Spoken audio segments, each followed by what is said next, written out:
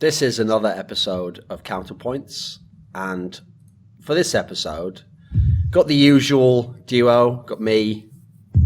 At this point in time, I don't know why I introduced myself. I'm obviously on all my own shows, aren't I? I wouldn't let someone else just host them all.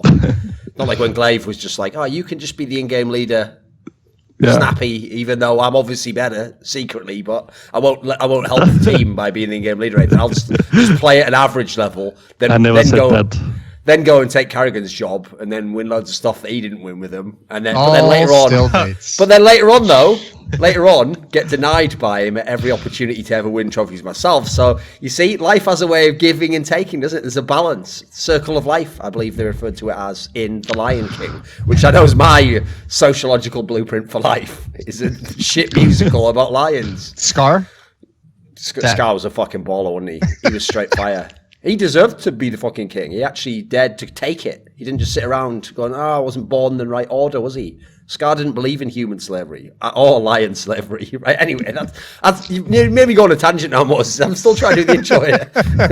Anyway, Moses here, as usual, because even though I have on multiple occasions threatened to do episodes without him, luckily, CS pros are the laziest motherfuckers ever. So actually, even though I arranged some of those episodes, they just never got filmed because some people in Astralis, actually, not you, gla1ve, but other people, some people from teams like G2, kept telling me times and then changing times and changing days. But you guys wouldn't know anything about that. You guys wouldn't do that to me. I know if you arranged a day at a time, you'd definitely be there. You wouldn't cancel 2 days before and claim to need to practice because you just lost your first tournament and got wrecked by all the easy teams in the group. Don't know who I'm talking about again. We'll just leave that open to the public. It could be anyone in the chat, right? You, right, Moses? You lost it in tournament, did you? So our guests for this episode are gla1ve in the bottom right-hand corner, former in-game leader of Western Wolves, former secondary caller / really needed to prove that he knew how to fire guns, guy from Heroic, and current in-game leader of Astralis, a team where he won a major. Now, that's not some sort of diss. I have to say that. It did happen. Yeah, it's fine. It's fine. Yeah, it's no problem, right? So, and we have in the last box over there, save the best to last. We've got karrigan, who was the subject of, sort of almost like a love letter, wasn't it? That little video that I made recently where I outlined his strengths, I downplayed a lot of the stuff, where he never won the majors and, where he had a lot of problems and so on. Yeah, I didn't put a lot of that in. I emphasized on the good things, It's rare for me, but I did it. He obviously, we won't go through any of the shit from 1.6, but because he used to think he was an AWPer and, try and be in German teams and stuff. So, deserves whatever he gets there. But in CSGO, he obviously was just a player, interestingly enough, in mouse sports. He was just playing under some players there. Then he gradually started to learn, becoming an in-game leader. Obviously joined the team that now is known as Astralis. Funnily enough, they used to call it a player-owned org back then, and they used to say that meant that they would all own part of the company and that they would, never get kicked. But you know what? We all say things in esports. We all have dreams and ideas, and all that matters is that we keep going, because dreams and ideas don't get you far enough, as I think we all know.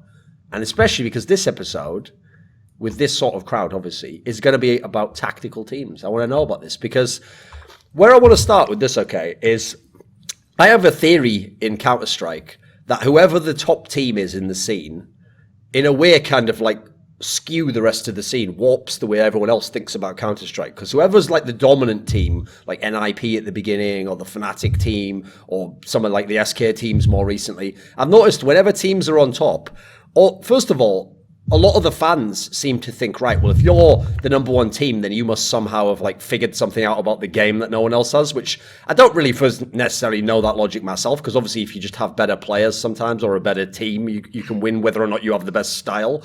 But it really does become something that I've noticed even in interviews. Then players start to say, and analysts start to say. So, for example, I remember the worst example of it ever was probably that Fnatic team where Pronax left and they brought in Danish.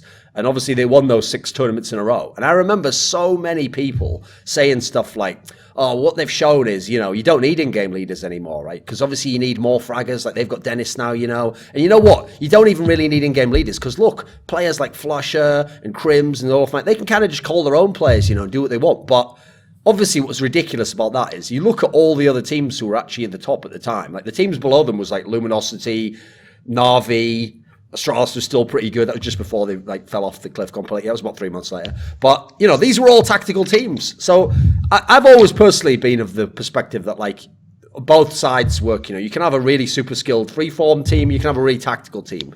Have there actually been any eras, do you think, karrigan in CSGO, where it was more heavily on fragging? Like you had to have bunch of superstar fraggers. I mean, you obviously have it right now, right? So have there ever been times, do you think, when that was like you were a bigger advantage having that than a tactical team? I think what I'm trying to aim at is the mix of having individual skilled players who can be playmakers, because I've especially been of those playmakers, and sure. The Fnatic team you talked about had a lot of playmakers, yes. Meaning the round would start as a default, and as the round kept on going, they would make calls and make moves to win a round for themselves and put other players in better positions. I think it's hard only to rely on that. Let's say, for example, us at Epicenter, we had a bad tournament individually. We cannot only rely on playing that style, because in the end, if you don't get into bump side, you don't get into have clutches, you cannot win rounds because people don't get the opening frags. So I think in this state of Counter-Strike and for the future, I think it's hard only to rely on that. You need a kind of you need set goals, you need structure to take map control and then execute, and then you can have the freedom to do whatever you want in different defaults. For example, if Guardian wants to go for peak, he can do that. And I think all teams have that. I just think we embrace it more than other teams does. Okay. What do you think, gla1ve? Because, I mean, as far as I know, in your career, you have actually always played in teams that had a pretty good tactical setup. I mean, actually, obviously, the Heroic team you were in, to me, that's actually a good example of one of the areas where I think that, like, okay, in my example I gave before, I'm talking about where people only look at the top team, you know, the team that wins every tournament. And the reason why I've always thought it's a bit unfair to look at that is if you have, for example, the best player in the world and you're a good team, you have an extra good chance to win the tournament because the best player could just win the map for you, you know.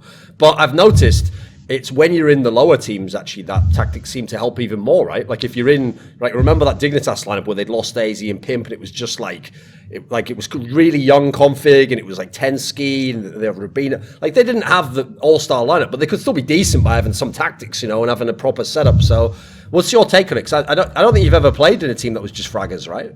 No, so yeah, when I started to play CSOs back in 2009 or something, when I started playing professionally, I started to play with Hunden, and he was a really good tactician. And when I learned about tactics, the way he taught me, it was just like I knew that was my style, and I knew that I had to play like that. So at every team I have played in, I think, and just the Danish scene, actually, yes, it has just been such a tactical style because of, I think Hunden is probably the best who made that up for us. Okay, so I have a question along those lines, right? This is something that Moses has brought up many times. I wanted to get your take on it, gla1ve. Like, obviously, Astralis was still getting top, until not so long ago, was still always top 4, always looked like they had a chance to go to the finals.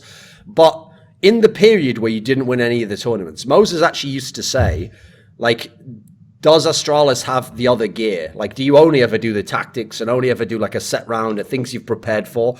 Did you ever have like a gear where if you were playing like the teams at the time that used to beat you, obviously it was only like Faze and SK, but did you ever have like sort of a panic mode where you could just do like a free-for-all approach, or you could just let one player kind of, as we're saying, be a playmaker and decide the round instead of tactic? Did you ever switch over to that? Were you always running the tactical approach? I don't think it was something that we switched over to. It was the style we wanted to play if possible, but you can't play that style every time.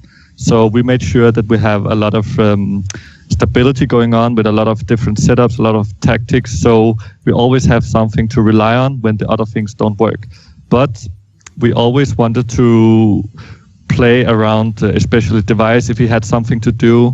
If he wanted to do something on terrorist side in the beginning of the round, I could call what the other guy should do instead, or if they should go with him and such. We always wanted to play that style, but if people is not always on point with the aim or with how they're thinking they can get kills, then it can be hard for me to call like that, and that is why we have all these stable setups.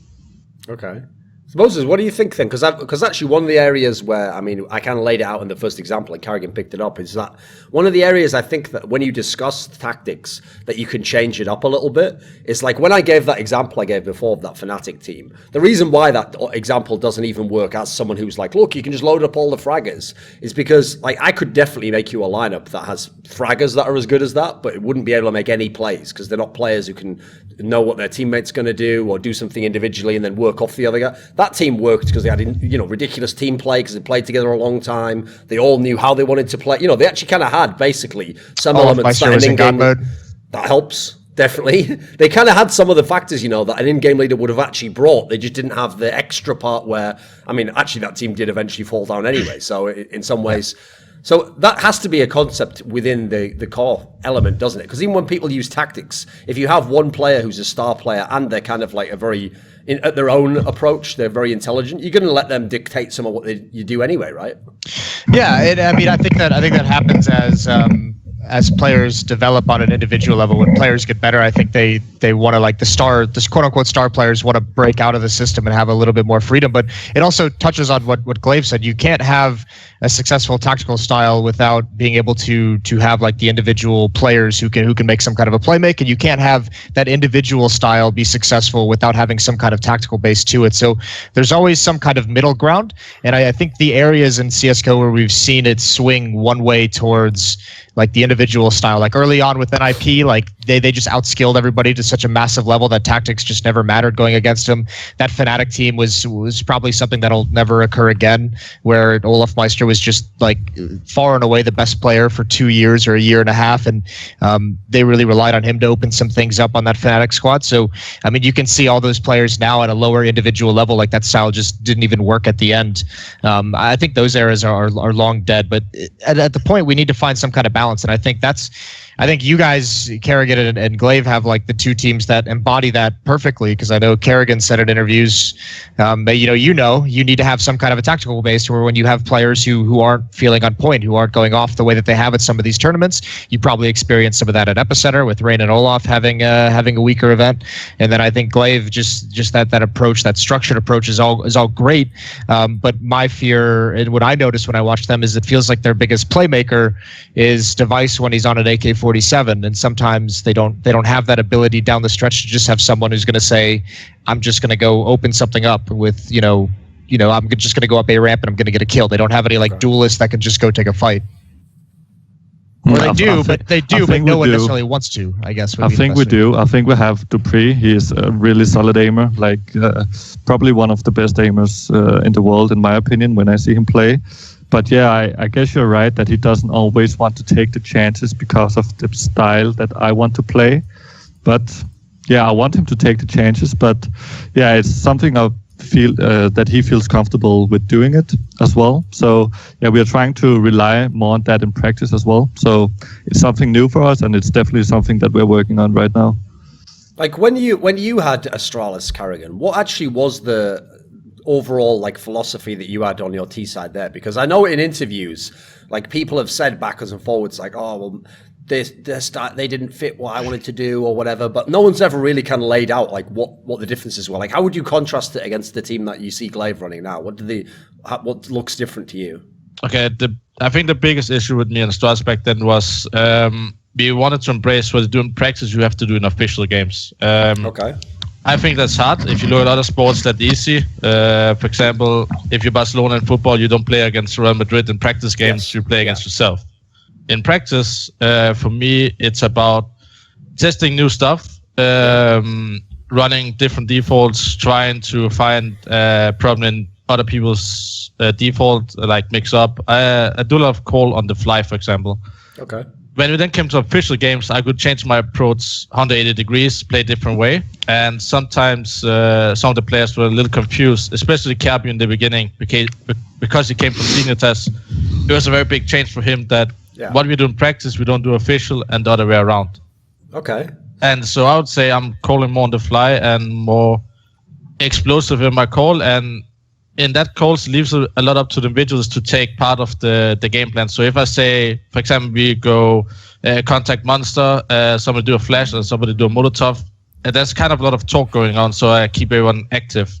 And if you're not active and don't take initiative, that's going to hurt us in the end.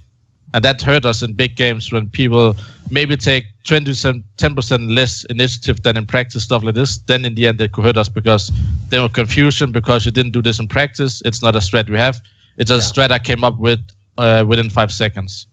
Okay. That was the biggest contrast between me and Astralis, where gla1ve has the approach, very structured. People know what to do in default. The goal of the round is to take long or yard on overpass, for example. Everybody knows what to do. And then you execute once you get to that point, for example. Okay. So I think that was the biggest contrast between me and Astralis. And they wanted one style, and I wanted to try to embrace my style with more structure. But we decided to part ways at that point. And I think Astralis, if you look at how they played half a year ago and how they play now, they try to embrace more explosive. I've seen more on overpass, and especially Mirage. It's a map where they have been played, I would not say more loose, but they have played more in people's faces than playing all this take mid, then do jungle split, stuff like this. So you see Astralis also changing the approach. If you look at VODs half a year ago to 8%, for example. Okay. What's your thoughts on that, gla1ve? Because that's something actually. Whenever people whenever you do analysis desk, right, there'll always be a period where sometimes they want you to talk like roughly over a team, and then what they do is they just show like the player line of guys, you know, but they don't want you to necessarily just talk about one player. And whenever I describe Astralis, I often say actually that one of the things that, like, when I try to think of all the games I saw with the past leaders and then with the current one, I always say that I always feel like a problem that team had was because it's pretty known that some of the players either got nervous or sometimes would like not play the way they would against, you know, like the group stage game. They would play very differently from a semi-final. I always thought, just as an outsider, I can't know what you actually did, is why I'm setting it up. It always looked as though by having like very set plans in place, in some ways I feel like that takes away some of the nerves from players like that, because they think to themselves like, oh, it's not about me making like a crazy play here. If I just do what my little part of the job is in this strategy, actually, you know, it moves the game forwards. We get the bomb into the site, we get the bomb down, and you know, people kind of know what they're doing, and you can sort of be a bit there's basically a famous saying in sports actually that being prepared kind of takes away fear in that way. You know, you kind of know what's going to happen, and then you're not as worried about like, oh, what I'm supposed to. Was there any of that involved with this approach? Were you always just going to do a really tactical style anyway in Astralis? Yeah, I think there is something about it. We always try to rely on the tactics, and especially in the beginning, we try to do different setups on T side, different setups on CT side, and I think it made some of the players more comfortable than they were before, maybe. And also we tried to make some new approaches about the anti-stratting, and I think that worked out great in the beginning, but it seems like that has changed in the recent couple of months. But yeah, I think that it definitely made the players more comfortable to have more structure. Is the anti-stratting portion, did you go away with it because of the schedule, or are you just kind of starting to notice that it's not as effective? Like, because if you want to anti-strat someone, you have to put a lot of research into watching demos, knowing their tendencies. Is it a time constraint thing, or is it just not effective? I think it was a time thing for us, because at the major E-League Atlanta major in January, me and Sonic, we did a lot of anti-stratting together, and it took so much time. I remember when we came home, we were so done. Like, we didn't have any energy to spend with family and such, because we have just been working so hard at the major. So we hired an analyst, and we still have him today, and he started to do the anti-stratting for us. And it took us a lot of time until we found out that this doesn't work the same way than when me and Danny watch games ourselves. So yeah, we started to combine it, and me and Danny has now started to watch demos again together, and maybe not as much as we did at the major because it was so time consuming, but a little less, but still enough to give us that good feeling before the games. Speaking of the major, let's stay in that month, that tournament, because of the tactical approach, and because Duncan just asked you the question if you use the tactics to kind of alleviate pressure.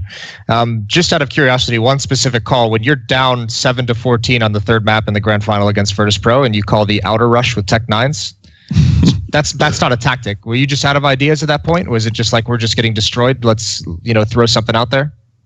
I don't remember the exact tactic. I think it was like 6-13 or something. They didn't have like 14 rounds yet. Yeah. So I don't remember the exact tactic, but yeah, I think we were like kind of running out of ideas, and we were like, oh my god.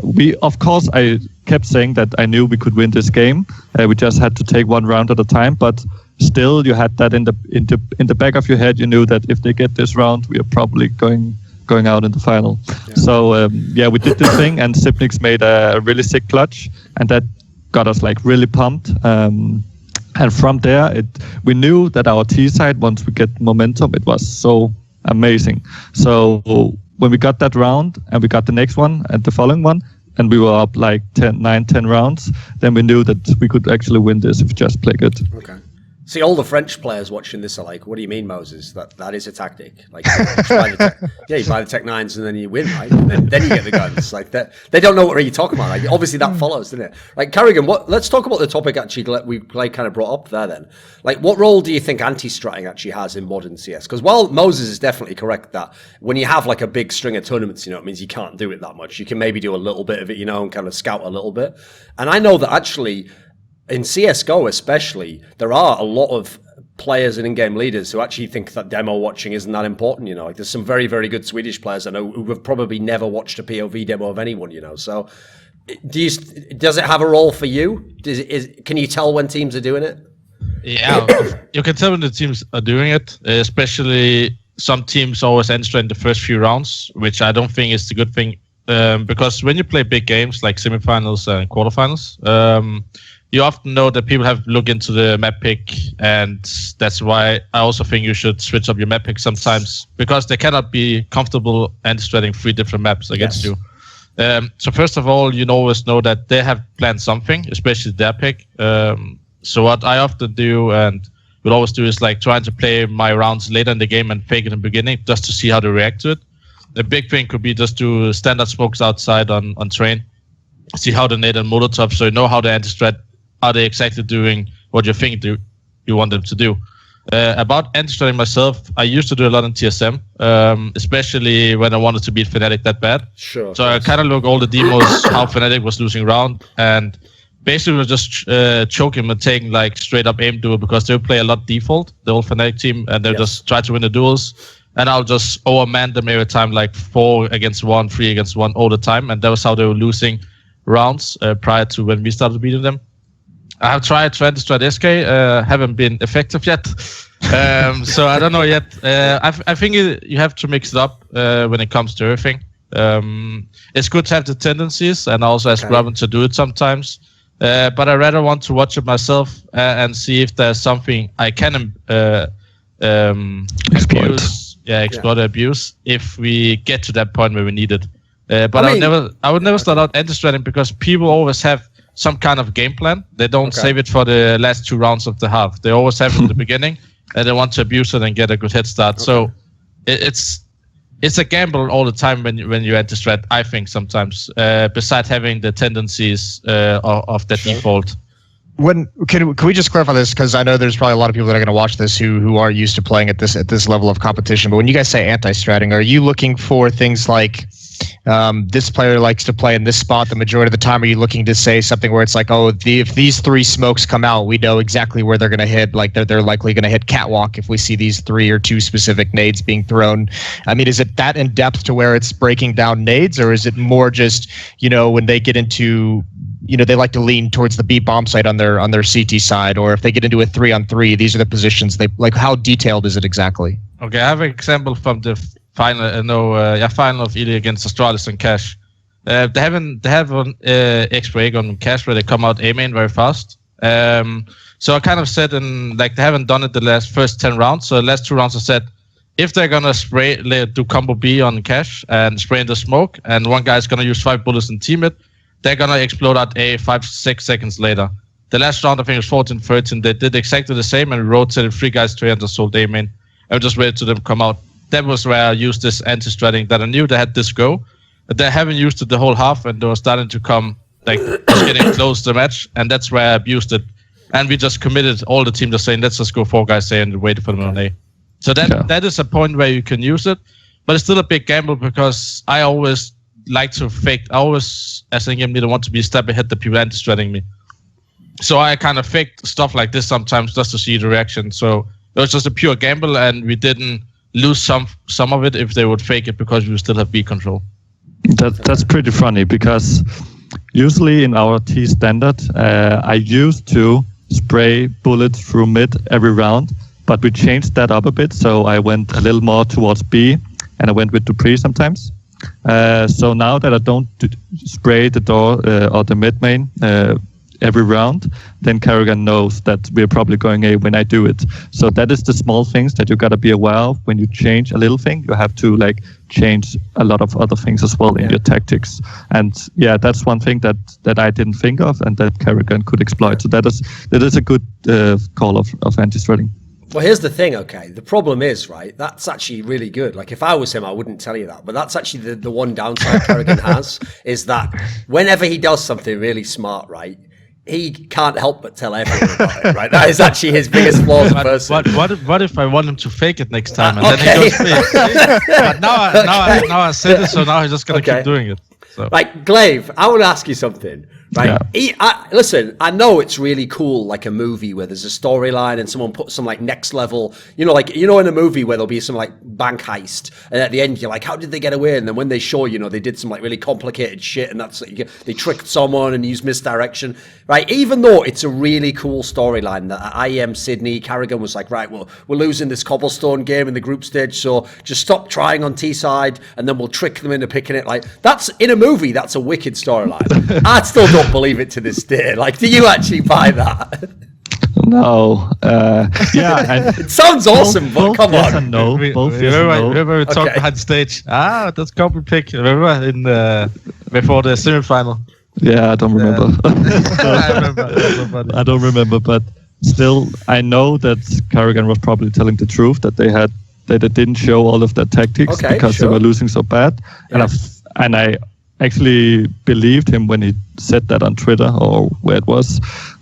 So I was aware of that could be a possibility, but I didn't care because we felt good on Cobble at that point of time. We had beaten some really good teams in practice, and we just beat Faze 16-6. So why shouldn't we go for the pick? It was a comfortable pick for us. It's just turned out to be a bad pick for us, but we didn't know before. Sure. karrigan, there was obviously something to it, but like you couldn't. It's not like you guys played them that much after that. It was just in a one-off situation, right? We actually played at that point, but the problem was that our team compared to now haven't played Cobble that much, so we used a lot of time, and I remember we did an Astralis as well, and once you don't get that win on Cobblestone, like 1 or 2 wins, and you play it, you start feeling, no, we cannot play this, because you don't have belief in it if you cannot beat just some teams on Cobble. So at least now we beat like online. I know it's still not the same as LAN, but we did beat Godsend and Heroic on Cobblestone, so we still feel like we can play it now, and we have it in our map pool. If we only could beat Astralis and lose to all other teams, it would still be liabilities for us in the pick ban thing.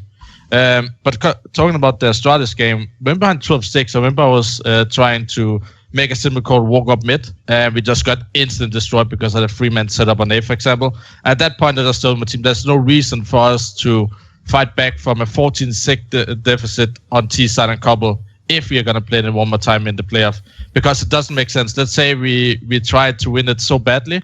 If we win 16-14, they will probably still have the feeling we want to pick it next time, and then we show all our cards on the hand.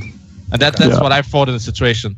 Going into Cobble, I didn't think that we should lose this on purpose, because we had a 1-on-4, 4-on-1, and CT pissed against Cypix, and he just clutches with alone.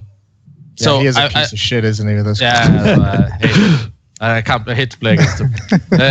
But it just came down to these rounds where you lose the piss at T-side, you're behind 12-6, you don't win the force buy. You try to do something simple, and that strat we ran that round was also strat we had, but we just didn't use it in the next time we played them, because they probably thought that's the only strat or the only thing we showed at that point. Here's a question, because I know just while we're on the subject of Cobble, where you guys like to ban it, I mean permaban essentially, like what does it take for a tactical team like an Astralis or karrigan if you want to actually have a team that can do a 7-map pool? Is that actually a difficult thing to obtain for a team that wants to play a tactical style? Like, is it easier for karrigan with Faze than it is for, Astralis and gla1ve, since, karrigan can rely a little bit more on skill, doesn't have to be as detailed? I mean, if you think back to Na'Vi with their cache, they've always banned that. Yeah. They've never had a 7-map pool. But doesn't that give your opponents like this massive advantage, knowing that they don't even have to worry about that map? Like, wouldn't it be a beneficial if you go into a tournament and you just practice the shit out of Cobble to some degree and you can bring it out as a surprise pick? Is that actually a difficult thing to pull off? That's very difficult because let's say what you do in practice. First of all, you play all other teams, so they know you practice Cobble. Nowadays, everybody has 7 people on the server, 1 coach and 1 analyzer. And that's a thing I want to take up because that's annoying. That one guy is analyzing enemy's game in a practice game. I think that's too much. But that's another point. Recording demos? Yeah, recording demos or whatever. It's really annoying. But the point is that for you to check up in this motherfucker. No, but if you practice Cobble a lot and want to bring out a surprise, it's gonna be Cobble. You have to be very, very comfortable in your map. Especially in the best of 1. Let's say major. You have like few weeks to practice for the major. They're not going to ban Cobble because what I always feel like, if a team doesn't play a map that much, you always want to abuse it. They don't have the official experience how to adapt mid-round because you don't adapt in practice that much. The enemies are not adapting, you're not adapting, you're just playing your own game. If you're playing official game, people start adapting, they're anti-stratting, they are pushing somewhere, and you just have no reaction because you don't have the experience as an in-game leader how to adapt on that map. And I think that's the problem with other teams don't playing, for example, Cash, Na'Vi, they didn't play for a long time, and it will take at least 2 or 3 months just to play sometime officially. Like we have been using Cobble from day 1 with this team, but we have only now 1 month after start playing it slowly officially game just to slowly get into the map, especially knowing that Dust 2 is going to replace 1 map. So we don't suddenly have a 5-map pool when Dust 2 comes out. Okay. Actually, I have a topic on this exact line of thought that you were talking about at the end there, where like how you think of a map. So even if, for example, you have practiced the map, it's going to be about like how comfortable are you and what is the context of the map. Like if it is a best of 1 in the major, it's very unlikely someone's going to use that pick, even if they have worked on it a lot, because you don't want the players to feel like uncomfortable or like we haven't got wins on this officially. It doesn't matter what Moses is here. So the question I want to ask is this, right? So obviously another very famous Danish leader who isn't in the call right now is MSL, the guy who was the leader of North. And the interesting thing I've noticed is, this is something I've brought up with him many times, is he's one of the only in-game leaders I've ever seen who simultaneously has a really wide map pool. Like North is always able to play like 5 maps pretty much if you look at like the last few lineups they've had. And yet what's bizarre is they're the only team I've seen who doesn't seem to put any emphasis on exploiting the pick ban. Like in a pick ban, even if they could play, say, Overpass, right, and the team they're playing doesn't really like Overpass much, if Mirage or Cobblestone is there, MSL will say, well, I'll take Mirage or Cobblestone. He goes the other way. He kind of uses the logic of like, well, this is my best map. I think I'm going to win it because, I've practiced it, I've got tactics, etc. And somehow he never seems to he never goes for the weird pick that's like just a little bit less comfortable for him. Do you know what I mean? Yeah. Do you get this sense from what he does? Yeah, I think they should take your approach that you're mentioning here, because when you think about North, you never think like they have this one really, really, really good map where you just can't beat them. Like we had in the past an Overpass, and sure. Faze is really good on some different maps right now, Inferno maybe. So some teams have some maps where you just can't beat them, and I don't think North has that right now. So I think they should pick more into their opponent's map pool.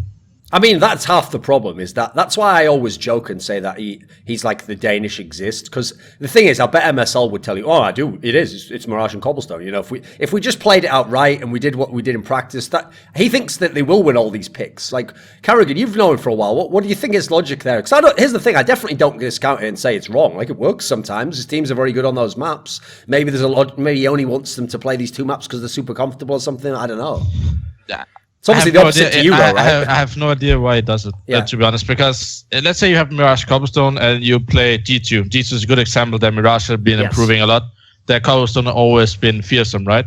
Yes. I think there's somehow another map you can go for. Well, here's the funny thing, karrigan. He actually did that in the Malmo final. Yeah. He picked Cobblestone into G2 when Mirage was available, which used to be their old permaban. Yeah, I don't know, because there's different approach. I'm completely not a boat. I'm on the other side of the Atlantic of that veto process. But when it comes to that, it must be that he feels very comfortable and he thinks he's the best. They're the best team on that specific map. Sure, the problem for me is that there's never going to be a map you can be unbeatable on. There's a map you can win 80% of the times, 90% of the times, but there is this 1 out of 10 times you're going to lose that map.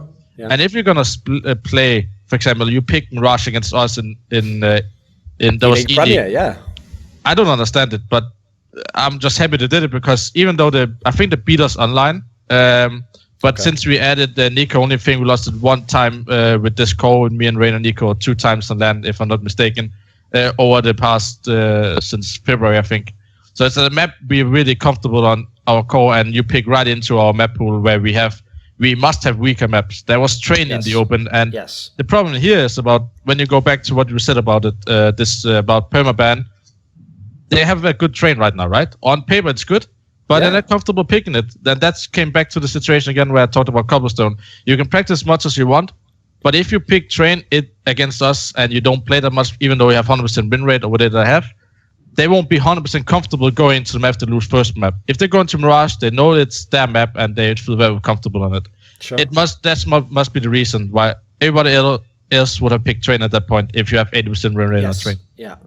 Okay, I think it's a good approach that they have against lesser good teams that they pick into their own comfort zone. Yes. But when they are playing against a team that is even as good as them or better, then they need to be a little smarter, I think, about it.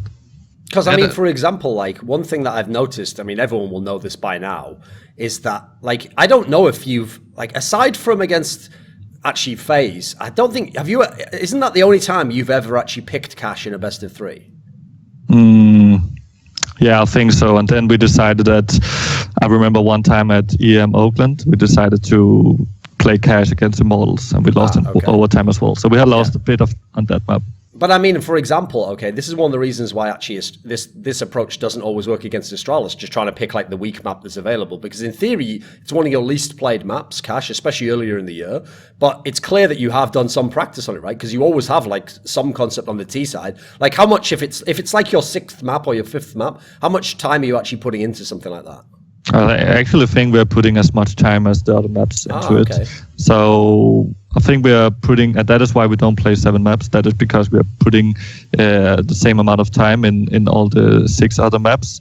Of course, we look into, like when we're going to Oakland, we're looking into our group right now. What maps are we probably going to play against the different teams? And then we are focused a bit more on those maps. But mainly when we are just going to a tournament and we don't know what maps to play, then we are just focused on all 6. Okay. Let me get your take then, actually, on beyond the map pick part. What do you actually think of like MSL's T-side leader style? Because actually, like these last couple of lineups he's had have had some pretty good results on T-side. You know, they're generally pretty good across the maps. But he definitely has his own. Like it feels like he's somewhere between the two. You know, he uses his star players, but at the same time, they do run the same sort of thing over and over again. As someone who plays against him or watches the games, how would you describe MSL's T style? I think MSL's T style is pretty structured, and I think he is a really good in-game leader when they get in front. Like if they are 3-0, then he is a really good in-game leader. And I think it's some kind of the same thing with you, karrigan. Like you are a really good momentum caller, and I feel like I am myself as well. But what I think that I am trying to learn the most is when to do momentum calls and when to not, and what calls to make in the different situations. And I think that is where MSL lacks a bit, that they don't have a really good game plan from when they get behind. Okay, thoughts, karrigan? Yeah, I think it's hard. When you're not in the team, you don't know how to react. For example, many times a player can do a call. Like I know Cajun did when I played with him. Like we should do the A execute now instead of playing default. So in the end, you always don't know if MSL is controlling 100% of the time how they look like and how they adapt. I know it myself that everybody on my team right now have ideas when we're behind and when we're in front. It's like kind of a Zeus sometimes, but I need to control everyone. So I think looking at MSL style, it's like keep going. It's like Gla1ve said, I think he is good at momentum calling, rushing you down, stuff like, I don't know, on Inferno, sometimes they're just rushing banana without anything. stuff like this can That'll happen cut in you a zoo. can cut you off guard. I don't know. It's hard when you're not inside another person's head and you have no idea how it called. Okay. I think it's hard to answer. So then what you mean is it was easy at the E-League Premier when you were inside gla1ve's head, right? So. I know. All still mates. It's always different when a player starts because it's another mind game or it's another level for me, and I think for the players as well. Okay. Yeah, go on, Moses. When you guys, I mean, you've touched on this a number of times. I think both of you to a certain degree with the anti-strats discussion we had earlier. But when you guys are, I mean, you touched also on if you want to introduce a new map pool, you're playing against all the teams that you're going to use that against. So there's no point in really trying to surprise pick like a Cobble or something like that. Do you actually like set up mind games in practice? Like, do you like? I know karrigan, you said sometimes you'll call in practice and then go into a match and you'll call like a 180 of the style that you played against them. Do you notice teams setting that kind of stuff up? Like a team will practice against you on like maps and be very execute heavy, and then come to the match time they're just going for contact plays and just going for duels. Is this like a mind game that persists in the professional scene throughout every facet of practice matches? I hope so, because that's what I'm doing. If I know that I'm playing specific team who wants to practice specific map and we don't need it, because I know we're probably going to play against this team or going to play them in Pro League in 1 week or play the next Epicenter against them. If they want to play that map and they need that map, you can't really do anything, then you pick your map and then you play what you want to train on another pick. But if they play that map, I'll just keep doing old strats or keep rushing or play default 15 times. And I think you feel that often as well in practice, that some teams are just playing that map and not really show anything because they're probably a tournament coming up in 1 week. So I feel that at least, and I hope other teams feel that, else there's something wrong. Yeah, I think we feel it as well, that some teams doesn't run that tactics. And if let's say we practice against Faze 2 weeks before E-League Premier or something, and I find something that we can explode, I would never use it in practice. I would always write it down after the game, and then we can use it against them when we get to the event. And that's why you have an analyzer on the coach. Yeah. That's why you have one extra guy who's just writing down all the time, so the game doesn't need to write something down. Exactly. Is this time to start having the conversation of like every team having some kind of an academy team? Or I mean, is there any way that you guys have looked at like other teams in Denmark, like the tier 2 or tier 3 teams? Would it be worth you coming to some deal with those squads to be like, let's, we want to practice with you guys, 50% of the time because we want to try some new things. We don't want it getting out there. And just, even if it's a lower quality, technically, even if it's lower skill. Moses, I can give you an example for that, actually. That is actually basically a method that Koreans pioneered in esports. Like in StarCraft, okay, which is obviously a 1v1 game, they used to obviously have a whole team house full of people. And the idea was, even if you were the best player in the world, you don't want to practice usually against the second best player much. This was their logic, right? Because then he gets like used to how you play and your tendencies. You want to only play him in the official games where like it's a lot of pressure and he won't be thinking about those things as much. So what you do is you practice against someone who might actually be one of the worst players on your team, but he will do exactly the things you want him to practice, and he will let you practice your exact style but without giving anything away. And I know when they came into League of Legends, that's why they initially, all the Korean teams had 2 squads for exactly this reason. So again, if you want to experiment, you do it against this other guy, and then you still play scrims against other teams, but you're always thinking about what you're showing to them, basically. So what do you think about this, guys? I think something you do before the major. Like, remember we had the major in January? Not PGL, but the January major. E-League. I believe some of us remember that one, yeah. Yeah, I think the problem about that was that you didn't have any officials before the major. Yeah. And that's where you really had to think about what team should I practice against, what strat you want to run against this team, because you're going to a major where it's Swiss format, you have no idea who you're going to play, and it can be random, a team you just play 2 days before you go to the major. So at that point, you practice in the beginning of January what we did the first week after we started. We used all our tactics, and then I tried to, before the major, to pick out the team and pick out the map where I would test our full tactics, because I still felt like we would beat this team, and even if we meet them at the major, we would not play that specific map because I would ban it out. So in that case, it wouldn't make sense. But if you go to a major, when is the major now? Is January as well, right? Yeah. And we are going to the major qualifier. We have to think about before major qualifier who we're playing against, and then we're of course going to use all our strats against teams like Astralis, who's legends before we go to major qualifier. So in that point of, but I think in future you could do that. But it's just hard still because you don't know if a strat works because you're killing the enemies because they're not the same skill level. And you don't know if they're good enough to adapt in practice, since you would probably play a official game and they will adapt. They will, if you have a good executor named Mirage, they will push 2 guys down slope, push 2 guys A-ups and destroy your go. Or they'll just play full retake and you don't know how to hold the retake. Or there's so many things you cannot think about. Well, I mean, that's why I've always wondered, especially in the modern day, if a lot of teams are actually just using like, the Pro League matches or the ECS matches as sort of like halfway between practice in that sense. Because it's an official, so people are going to play properly. But at the same time, a lot of those games, people don't mind if they drop the odd map here and there and go 1-1, So do you guys ever do that? Do you ever just try stuff out in the official matches in that sense, but the online ones? Yeah, I think we do. I remember like with what karrigan said. I remember one thing. We did the same thing as they did before the E-League major in January, and when we played Godsend in the first game, we were so used to being up in the lead, having a huge lead, because we started to practice against a less good teams. So we were always 3-0 up. But when we came to that major game against Godsend on train, and we started out on the T side, when we got 3-0 behind, we just tried to do the same things that if we were in the lead, and it just didn't work out for us. So yeah, that's probably the same. How I mean, this is going to be more of an abstract question, but I mean, if you had to put like a percentage value on it as like an individual and as an in-game leader calling tactics, how much of what you do in a game versus an opponent is you just understanding how they play because of how many times you've played against them? Like how many of your decisions are based on, we know so-and-so likes to get aggressive on this part of the map. We know so-and-so is going to react this way.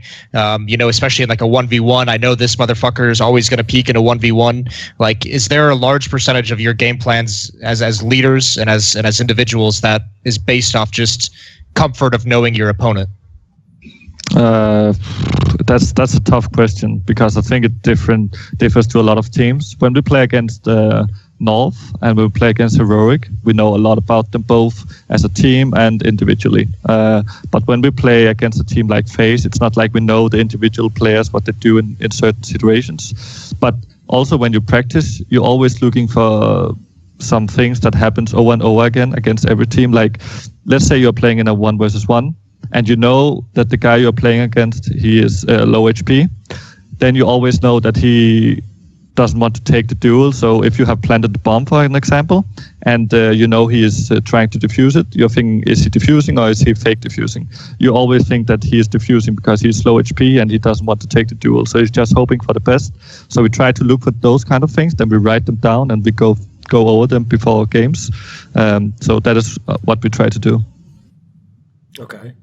Like karrigan, I think for you that's got to be like the most softball question ever, since, as I've mentioned, every interview with karrigan's like, oh, well, see that one round we won? Yeah, I knew he was going to do that, and then I actually tricked him into doing the next round. Like, so what is it like for your teams? Like, do you actually, how much do you think is based on like tendencies of the opponent? How much is just you do what you think is best for your team? I think every player of my team, at least, have been playing all these players for a long time, so they know how to react, and they know how to react themselves in specific situations. So I don't have to look for the tendencies of different players, but one tendency I've paid attention to the last 8 times played overpass against SK is that Fur has 30 frags and he pushed top mid, but I still don't know how to shut him down. So that is one thing. Yeah. You need that's to not quite fair. You that's need why to I don't. down. That's why I feel like you're being too harsh on yourself. Where you're like, I tried to anti-strat SK. Like, there isn't really an anti-strat. Like, when someone just runs out the bathrooms and kills 3 people, it's like that's too good. But you know when you play SK that first gonna push, and you don't really need to say anything to the team because everybody knows it. So there's some tendencies that everybody knows on the team, and you just say it one time, and they all remember how many times you lost practice or stuff like this. But like gla1ve said, that is a good thing to write down if you pay attention to it and have time to write down and all remember it. But practice is practice still. You don't know how people under high pressure situation with crowd and need to defuse. There's so many things coming in besides having that practice where you can write down he does this 5 times out of 5 times in practice. It's always different official. One thing I know, like actually especially impressed Moses, is when we heard that comment earlier in the year where Device said that he was actually like personally studying like all the other AWPers, you know, like watching POV demos of them, trying to figure out, and it's especially when he said he used the heat maps, and I thought like the most interesting detail he gave was not just that he watches like the heat map of the opponent, but when he said he watched his own heat maps, so that, you know, if he was on a round where he wanted to purposely try and be in like an unusual spot, like it's actually a logical way to do it, because then he knows, well, I never normally go to these ones, right? How much of that, gla1ve, like, obviously he does that, but does he do it a lot? Does he just do that on occasion? Like, was that overblown, do you think? I'm not sure if it was overblown. I don't think so. Device is really honest about these kind of things. So I don't think it was overblown. But I'm not sure how much he is doing it right now. But I remember seeing him doing it on his own. It was not like he was telling us. He was just doing it on his own. But I remember seeing him watching demos and heat maps of opponents. Because I realised, like, listen, there are so many tournaments now. I know why a lot of players can't do additional things beyond play official games, play like Pro League and play for the tournament. But if you're an in-game leader, I mean, surely that's like the dream, because as I kind of referenced before, like if I went down, if I made a list now, top 10 CS players of all time in CSGO, I guarantee you at least 9 or 10 people on this list don't ever watch demos of themselves, don't ever watch demos of the opposing players, you know. They let the in-game leader handle all that shit. They say, right, well, I just do my job, you know. Like, it's actually, I realize, it's fucking insanity. I'll be straight up honest. But here's the thing, right? I get that certain people don't necessarily need to do it, especially if they're all not doing it in a weird way. It kind of cancels out. But there are certainly some players where you think to yourself, that could just give them the little extra 5%, you know, if they were like a lurker or something. What do you think on this topic? Yeah, I think it's a great idea. I think that is probably the future of Counter-Strike, to look at your own demos. You look at the players you know that you are going to play up against and the different maps. So there is going to be a lot more demo looking in the future. But right now there's some players that doesn't like it too much or don't think it's necessary. But when people start to win because they do this, then the rest will follow. What do you think, karrigan? I mean, here's the problem, right? I think of your last two lineups, I don't know if you could ever get any of these guys to watch a demo. I mean, Nicholas is a guy who always watched after we play, win or lose, he watching how we're playing specific rounds. I think Nicholas, one time off, he really wants to improve himself, and he also been in game leader before, so he knows it's important to always improve your game and look at the enemies. So I think Nico is specific, different than others. I mean, the others I'm not really watching, but we started watching together our match, especially the Epicenter when we lost. And we did the same exactly Malmö when we lost in the group stage. We all just sitting there and get it over with and talk about mistakes, because it's still a young team. Yeah. And adding 2 new players is a big deal. So you will make mistakes on the high pressure situations, and that's what we looked at together. But it's kind of, I think also Device is a player who has really high expectations about himself, and he really wants to improve all the time. And that was one way to show that he could be the best over in the world. And especially, you always look at the best player in the world, or you look at the best team in the world if you want to beat them or want to kind of copy them, because they know what to do, how to win. And that's why you look at the best team in the world often to see if they do something great or do something unique that you can copy. And I think Fallen is a guy you can copy like the Device did, because he's doing good peaks. You just need some good skill as well, of course, to perform it. No, well, go on, Moses. Do you guys ever, I mean, as in-game leaders, like what is like the big frustration that you guys have as those kinds of guys who are expected to come up with all the ideas, expected to watch the demos and prepare the map vetoes? Like the in-game leader is a role that like has, the reason why we always give in-game leaders a pass for like their in-game score necessarily is because most of us, especially as most of the former pros as well, know how much work goes into being an in-game leader that has nothing to do with actual gameplay. Like you don't have time to spend 2 hours in a DM every day because you have to spend an hour and a half of that watching a demo 3 times, or a specific, half or match 3 times to catch tendencies. Like how much of that is now alleviated by analysts? And I mean, is that kind of stuff, is that ever like a frustration that you have as a leader? Like, do you ever sit there and say, I wish one of my fucking teammates would come on and watch this demo with me and help me out a little bit or something like that? No, I don't think so. That's not the frustration I have the most. I feel like sometimes you are doing a little more work pre-game than the rest of your team, but that's just how it is, because for me personally, I'm not as good as an individual player as some of my teammates or all my teammates, to be honest. So for me to be able to help them with in-game leading is what I can contribute the most with. I think what frustrates me more is like when you have been a team for 1 year now, as we have. I think it's the small things that frustrate me that I don't want to talk about, because it can be things that can be really hard to change. So it's some maybe different players is making the same little mistake they have done for 1 year now, and you know that you're probably not going to change it. Even if you tell them, it's not going to happen. So you have to you have to just Do you think he'd catch it if he watched a demo of himself? Maybe, and that's why I think that probably the future of CSGO is watching demos of yourself and opponents. Any thoughts, karrigan?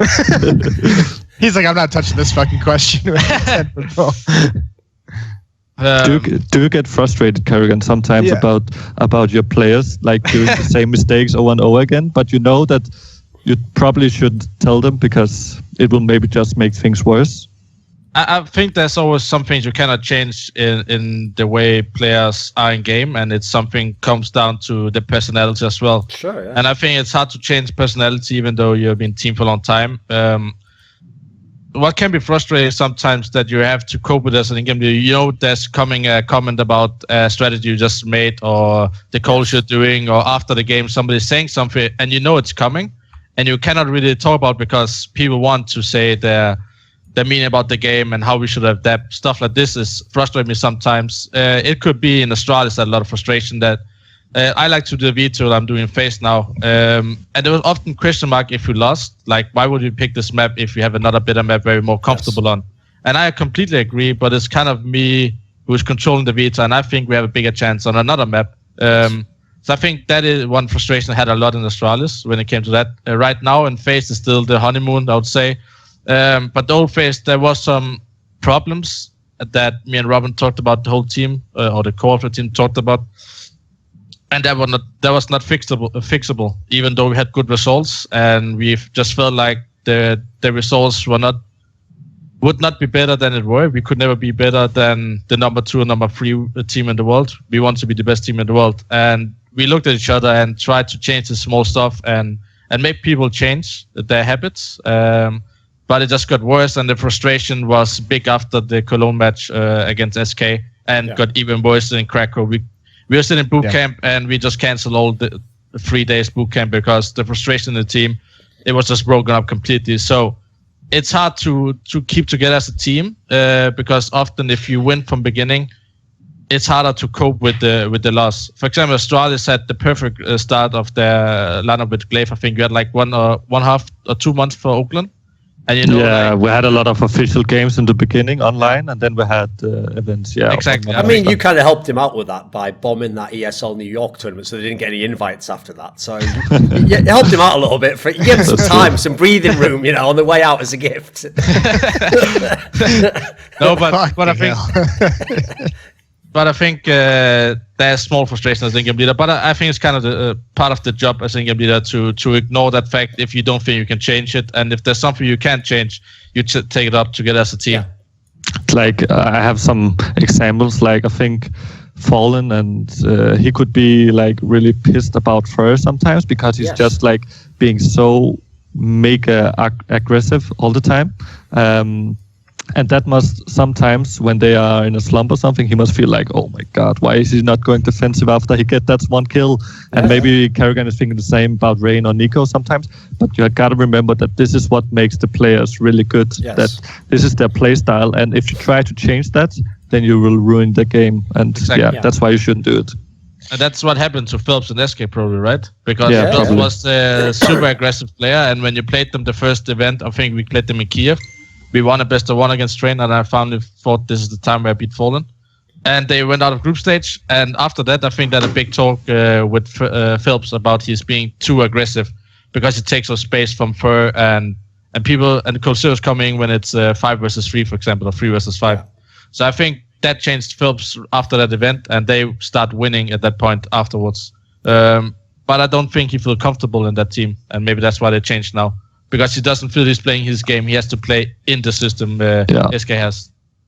I mean, that's actually a point that you made there, like a little bit earlier on, is I think generally a point that fans and people from the outside should try and understand when they watch top teams, is that, okay, whenever people, like when Moses was listing all the things an in-game leader does, people sometimes go way too far thinking that the in-game leader has like, you know, like he's like the god of his little universe and can control every detail and every player movement. Like in no universe of any top CS team can the in-game leader tell every player what to do and how to do it and how to even like, you know, the style that they're going to play. Because actually nearly all leaders I'm aware of, it's like half of it is also kind of the role of like you have in like football, the manager, for example. Like if you have a player like Zlatan, for example, right? You're never going to tell him to play like only like structured style football, you know, and like never go and do his own thing. Because even though sometimes, like to give you like the Fur example, even though sometimes he's going to fuck up the round and do the wrong thing, obviously it is the case that you have to let him do his style of play, and you kind of manage his style, right? You don't necessarily micromanage it. You have to kind of accept his flaws to have the strengths as well, right? I mean, for example, if you look at Nico and Olof in our team now, if we're doing set go, I tell them not to do anything. Don't go for a play unless there's a big opening, right? If I just play default and suddenly one guy is saying I'm going for a move, he's not asking, he's just going for it because he sees an opening. I think that's why you need to have room for that a playmaker can do it, and that means all other on the map should be ready to.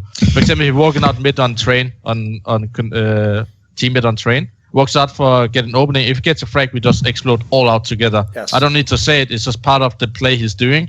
That people on the team is adapting to that role he has in that specific round. Do you designate those players though? Like, do you go to your teammates and you say like on this tactic, you know, you have the ability to be a playmaker. I want you to stay within the strategy, or like, you know, Nico and Olaf, you can do whatever the fuck you want whenever you feel like there's an opening, and then Rain and you know, you guys in Guardian, you guys have to stay more in the structure of the strategy, or is that just kind of like everyone has the freedom to do it? Yeah, kind of everyone has the freedom, but I put up in, like, for example, Opa's best example. For example, we take yard control on Opa's, we go me, guard, and Olof. I'll always leave Olof and Nico 2 different points on the map. I don't want them to be together. I don't want them to be in the middle of the map. I want them to be the playmaker. So it means if I'm rotating to B, means Olof has always freedom to either go with us or he goes for play on A while we're going B. The same way around, if Nico wants to go in Monster while we are doing attack on A, that means he can say, let's go back to B, I rotate back to B. I don't have to do the call. That's Nico is in that role, and that specific mind, he sees an opening and he calls, let's go back to B. And this is where I have to do a call within 1 second. Either we say yes or no. So that's kind of how I set up my playmakers to do specific things, and I expect also big things for them when it comes to those games where we have to, if it's hard to read Astralis sometimes, or rotate, they all rotate a lot, for example. So if you go blind in on A, there can be 4 guys A, and the same if you go blind in B, there can be 4 guys B. So it's good to have these playmakers doing the plays, and even if you sacrifice that player, you're able to go on another map. So it's a specific, in that structure they have the freedom. But it's also part of like Guardian, if Guardian wants to go for peak, everybody else is letting Guardian play the peak that round, for example. Okay. All right, I've kind of got the I think the holy grail of Astralis questions. gla1ve, are you ready? Yeah, I'm ready. Here we go.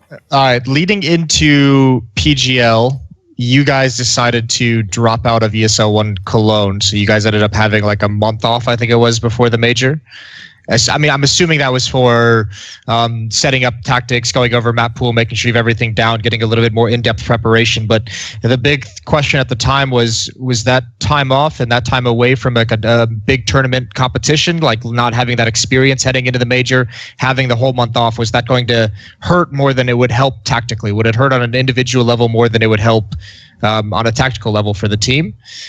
Going, you know, like, did you understand that? Going into the major, did you feel like you guys were well prepared? Did you feel like missing out on Cologne hurt you? Would you make that decision again to skip a big tournament?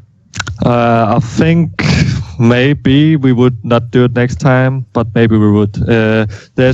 Because there was like... All right, then. I don't know. Glad we got to the bottom of that. It's a team decision, right? It's a team decision. But there was a lot of good teams at the Cologne, and that is why we didn't get that much good practice before the major itself. But I think we got like really prepared, and I think it was great for us to take a look at our own game and not having a lot of events and a lot of traveling. People didn't get too stressed, and we felt prepared for the major. We felt good going into the major, and I think we saw that as well in our game, especially in our quarterfinal against SK, probably one of the best games we ever played as a team. Yeah. So yeah, I think it was a great idea to us, but I'm not sure, like, if the event is close to Denmark and we don't have a lot of travel time, and there's a lot of good teams there, like it was in Germany, then we would probably consider going there. But let's say we have 8 teams, not too good teams in the United States or something. I think we would probably skip it once again. Same for us. I mean, we only did it because I asked specifically what teams are going to Cologne, because I knew there's a chance if you don't go to Cologne, you cannot get good practice, and you have to practice the same team or the same 4 teams over and over and over and again, and that would be too much. So I thought to myself, there's no reason for us not to go, and it was part of and it's Cologne. First of all, it's a big stadium. It's a prestige tournament as well. You want to win Cologne. So that all this stuff comes into your mind. I would not go to a DreamHack Open tournament right before major. It has to be a tournament prestige. And for me, Cologne is one time per year. And it's just, this is why you play CS. You want to play in that crowd. It's the biggest stadium we have, and you want to be there every time. And that's why we did it. And didn't turn out so good for the major. But I think that's because of many other things that would have happened eventually. Yeah. Well, actually, one thing that I noticed, I want to ask you about this, gla1ve, is one thing when I did hear that logic, because actually what people don't know is that that wasn't just for Cologne in the major. You had actually announced ages before in an interview that generally your team was trying to do like 1 tournament a month, I think was what you said, right? That you were trying to not do, like for example, okay, the opposite example for this exact same major was what SK did. They went and played one of the maddest schedules I've ever seen. And they did amazing, by the way. They won 5 out of the 6 tournaments, but they played tournaments like almost every week for like 2 to 3 months, So I wanted to know, actually, it's just something out from the outside I speculated about your team. I've noticed in your team there has actually never been a rumor behind the scenes, Astralis might change a player, or they're thinking about changing a player, and that's actually very rare to have a lineup for this long and not even have a rumor. And so is there any way, like, is that part of how you're trying to manage the team? So that, for example, you don't go and then have that one nightmare event where it's right after another one and it goes terribly and then people want to kick a player or something, because it's tricky, right? These things happen with top teams. Yeah, like we have different rules about those kind of things, and we just have a really good approach that we don't want to change any players. We have been on top with this team, and we know that we can get on top once again. It's not about changing a player, it's about finding the right mentality and having the right approach to the game, both pre-game, post-game, and in the game itself. So we're trying some different things, and we know that when we find that really good thing that just worked for us, we're going to be the #1 team again. So yeah, we don't want there to be any rumors. And there hasn't been. Because karrigan, obviously, that's like what a normal in-game leader in CS has to think. They have to think like, right, first of all, it'd be really difficult to get like a good player from my country, and then I'd have to work him into the team. Obviously, like, you don't live in that world anymore. Now you've got like Big Daddy Warbox from fucking Faze behind you, and then you can literally get players from anywhere in the world. So you're just like, right, this AWPA's not working out. Can you get me the best of all time? Yeah, thank you. Start with this guy now. You don't live in that world anymore, right, baby? You can just get anyone you want. Yeah, I think so. Yeah. No, I mean, there's many things coming into consideration. I always told Robin many months before that we changed that there has to be a change at some point because it doesn't work out. There's some frustration, like we talked about before, that has to be changed, and if it doesn't change, we have to do something about it. And then there was just a big opening with both Guardian and Olof, and I think, like I said to you, I only think Olof could replace Kyo, since Kyo was a big replacement in our team, or had a big role in our team. Yes. But I think Olof is the perfect fit. He can play all roles, what is needed, and he's giving a lot of room for other players as well. That was my biggest concern back then. Okay. But Big Daddy helped me out. Yeah, that is a good example of how much money you have. You're like, can we just actually get Olof Meister as my sort of supportive player? I'd rather just, mix him, put him in the team. Thanks. Here's a question. What do you guys think of the idea of like roles of players in the game at the moment? Because I know from like an analyst perspective, sometimes we use like the terms like support player, which I know as a player I never really agreed with the kind of connotation, but it is like a very easy way to kind of explain, you know, certain aspects of the game. When you're looking at roster changes, or when you're looking at how the team fits together and how all the players kind of work together as individuals, do you kind of have that idea where it's, you know, this guy needs to be the support player on this strategy? Does this guy need to be an entry fragger, or is it just kind of, you know, these are the positions you're going to be in, and you have to kind of learn how you want to play this game and how the strategy is evolving across the round? Yeah, I'm not sure. That's a tough question, I think, because it's both and yes and no. We're trying to think a lot about the different things that the people are doing at the team, but still, when we do certain kind of tactics, some people that is normally not running in first want to run in first in these kind of special tactics, and I think that's good to sometimes mix it up a bit. So that the defensive player who's like Sipnex, who is always just sitting outside B, sometimes has the opportunity to run first in. And I think that's really good for him because it gives him some kind of heat and he that explosiveness that he sometimes needs. So I think we're having a good time with that. When it comes to scouting new players, I think that is where you look the most, especially in my case now when we had to replace Kyo and Alu. I looked into why I wanted Guardian or Alu, and there was a big thing that talked for me about Guardian was his CT sides, the way he peaks, the way he understands the game, the way he rotates a lot with the AWP, and I think that was one of the biggest issue when I played Navi was where was Guardian? We need to find him before we execute on the side, and before we find him, you're dead sometimes. And I think that is one of the reasons I wanted Guardian the most, and he also has this understanding of playing structure since he played in Navi, so I thought like that's a good mix into having so many playmakers in the team, but also have a guy who understands structure, who wants structure and wants to embrace it more, and having setups. So everybody on the team is coming to get on the middle ground instead of everybody wants to play the free for all. Because getting olof, I know what I got into. You're playing Fnatic, he wants to be the playmaker, he wants to be in the default to try to play his own game and get the opening whenever he gets it, instead of I'm telling him to do whatever what he should do every round, for example. So when I was looking at these players, I was looking at VODs, how they're playing, and heat maps, how Guardian is rotating on the map, to get an idea what kind of player he is, because you never know what you get. You can only see in the VODs and how you think he's communicating, how he's rotating. Is it his own decisions, or is it the team decision that he has to peak there? So I tried to get a feeling and kind of mind thinking about how I wanted to use olof and Guardian. I think that's where you do it the most. You scout what players you want and you try to fit them in a role, and doesn't make sense how you want to play as a CT. Is olof and Nico both wants to be the rotating player as CT. They want to be everywhere on the map. So you have to kind of think that how do we give all players room for their needs. And I think we kind of found that with olof and Nico, talking with olof before we got him, what he wants to do and what spots he likes to play. So I think that's where you do the most.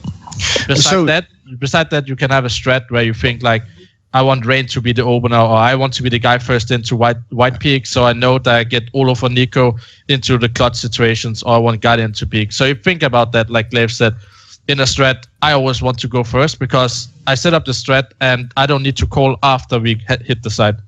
I want my players to be there to finish up the round, and I don't want the Rain just to white peak and just die instant to an AWP. I rather want it to be me, so I know Rain is reflagging. We have 4-on-4 with 4 of the best players in the world to finish out the round. Must be nice. So when that swap happened, when you guys brought in Olaf Meister, the big question that was going around in the community and on Twitter and everything was, you know, you drop Kiyoshima and you bring Olaf in, who's going to be the support player? Yeah. Was that like something that you even worried about? Is that kind of like, did you kind of think that question was kind of idiotic? So I think there's many things. What is a support player? Because all the position Olaf has, he likes to play that position. He doesn't think it's support player to hold B apps on Mirage. It means you can get to clutch. You can be up connector. You can be the first guy out B.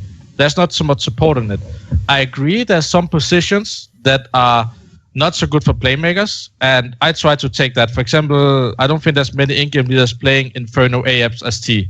I'm doing that because I know that Olof and Nico is very, very good at taking banana control. I don't need to be part of it because I know they'll take the right decision, and I believe they are able to do that. So when I was having Kyo, I put Kyo in AFs because I wanted to control how we take banana and control how we take mid. Just with all these playmakers, all these players, I believe they're able to do it themselves and they know how to adapt in the round. So I think that is the biggest change we had, was that I have to take some of this out of positions, I would say. But as CT, I think Q had nice positions. Like all of us playing B on train, it's not that kind of support role, I would say. There's many different players playing B on train. So I don't really believe there's 100% a support role. I think the closest you get is MBK and Cypix. That's kind of the closest you get to be a support player. I think besides those two, I can't really say Targo is a support player. It's like Coldzera is the support player of SK if you look how he plays. But how can I don't know how to explain that Coldzera is a support player. Do you echo that, gla1ve? Are you kind of with the same sentiment as well? Yeah, I believe that there is no support players. You take the initiative that you want, and you can do that all the time. So if you are a support player, it's something you have decided yourself, and not something that you has to be because of your teammates or because of your in-game leader is telling you to.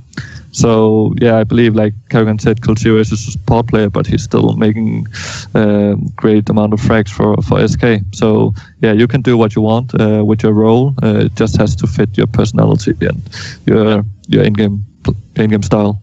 Right, since you guys obviously have played SK and all the different versions they had over the years, I wanted to know actually what your take is on like how tactical, at least obviously not the Bolts one's brand new, but the Phelps lineup they had was, because it's one of those teams where, like, when I think of the old lineups they had before they got like FNX and Taco, when they used to just have like very kind of like limited skill, and some of those players obviously didn't make it in the scene very far. I mean, a couple of them came back now in Immortals. It's easy to see when those lineups had really good tactics because they were going against really skilled teams, and you could see all the executes and how they were getting onto the sites, and you were like, right, there's obviously a lot of tactics here. But like this newest lineup has been the hardest for me, without like going over every VOD on one map, to see what is tactics and what isn't. Because like if you think about it, if you're an in-game leader and you have Fur who wants to just rush up and kill two people in one spot and open the site, and then you have Coldzera coming in who's just killing every one person at a time who comes, it's hard to know where the tactic was there, and how much was the star players and how much was the actual tactic. Are they a very tactical team, this SK like gaming lineup? I don't think so. I think they changed the approach far back, 1 year back, when they were really, really good. I never, only in the beginning with the Kaboom and this LG, they were very tactical, execute heavy, reminded a lot like Na'Vi at that point. But at some point, I think they changed to being a team that slowly take map control, a little structure, but they don't have that many tactics. They just rely on winning those clutch rounds. And that's what makes championship team, is that in this 3-on-3s, every player knows kind of the role or how to play the best possible scenario. And I think that is why SK is one of the best teams in the world, because they know how to play this every single round when they're in 3-on-3 or 2-on-2. Because it doesn't look like they execute on B or pass, do a smoke line, all flashes are perfect, they go in the side and they kill you. It's more like they sneak in, they do the right call, they do good mid-rounds call. And I guess that Coldzera and Fallen having very good idea of how to play together and call together. Sure. What do you think, gla1ve? Yeah, I think somewhat the same, but it's like, I think SK is pretty good. They don't have the best tactics, but it's like Fallen, he is a really great in-game leader. He just knows how to utilize his players very well, and he knows especially how to utilize himself very well. And that is why I think that SK is such a good team. They have this really slow-paced style. It's like Fallen must be really good at telling me not to panic, because sometimes they go into sides with 15, 20 seconds. It's got to be so frustrating as well. Yeah, it is one of the most frustrating things. But you know it about now, and you know that you can't over-rotate even late in the round. But I feel like Fallen is a really good in-game leader. I don't think that he's making the best tactics, but he is a good in-game leader, yeah, for sure. Yeah. Tell me honestly, Karrigan, is it difficult for you to control the zoo when that clock is going down to 13, 12 seconds left in the round? It's close to what's called the old guys who were in the zoo there going out, so everybody's panicking and happy. But the bomb gets planted. It's not so good. How much, when we were talking before, like, when you say anti-stratting, usually people think of, like, something very specific for opponent, right? Obviously, even someone who believes in that approach can't do it for every game because you never know in some tournaments who you're going to play, etc. But if you're in teams like you were, where, for example, obviously you guys were playing against SK Gaming in so many tournaments, or you were playing against Astralis, or you're playing against Faze, and when you're in an era where those are, like, the top teams and you're always going to meet them, you think in, like, a semi-final or a final, you must be spending some of your time when you're not at tournaments thinking about that one team or the two teams that you're probably going to have to face, right? No? I don't think when you're that far in the tournament, you just play. There's no thinking about you have to beat this to no, but I mean, when you're not at the tournament, though, when you're away, do you ever put in time, like, next time I play that team, I want to have thought about what they're doing or something? Do you ever put in that special time on teams? I don't think so. I don't do any specific. I mean, I watch the game, I think about, they will do this, but in 1 month they will do something different. Sure. And you have to think about when SK is playing Liquid and SK is playing Astralis, they have two different approach. Like when Astralis play other teams than us, it feels like they have no respect at all. They just run you down. And when we play Astralis, we feel like we have no fear at all. And when we play SK, we are scared. I don't know why. But there's different. Probably the leader constantly like, by the way, guys, I've never beaten this team, and obviously I'm picking over pass. Never won them that either. I didn't pick it though. Sure, you didn't. Doesn't help that Fur is like the JW of this generation, which is just like the play style that you just can't fuck with if he's going to be successful. But the point is that you have different approaches to different teams. And for example, when Rain is playing VP, he always loves to play VP, but not this time apparently.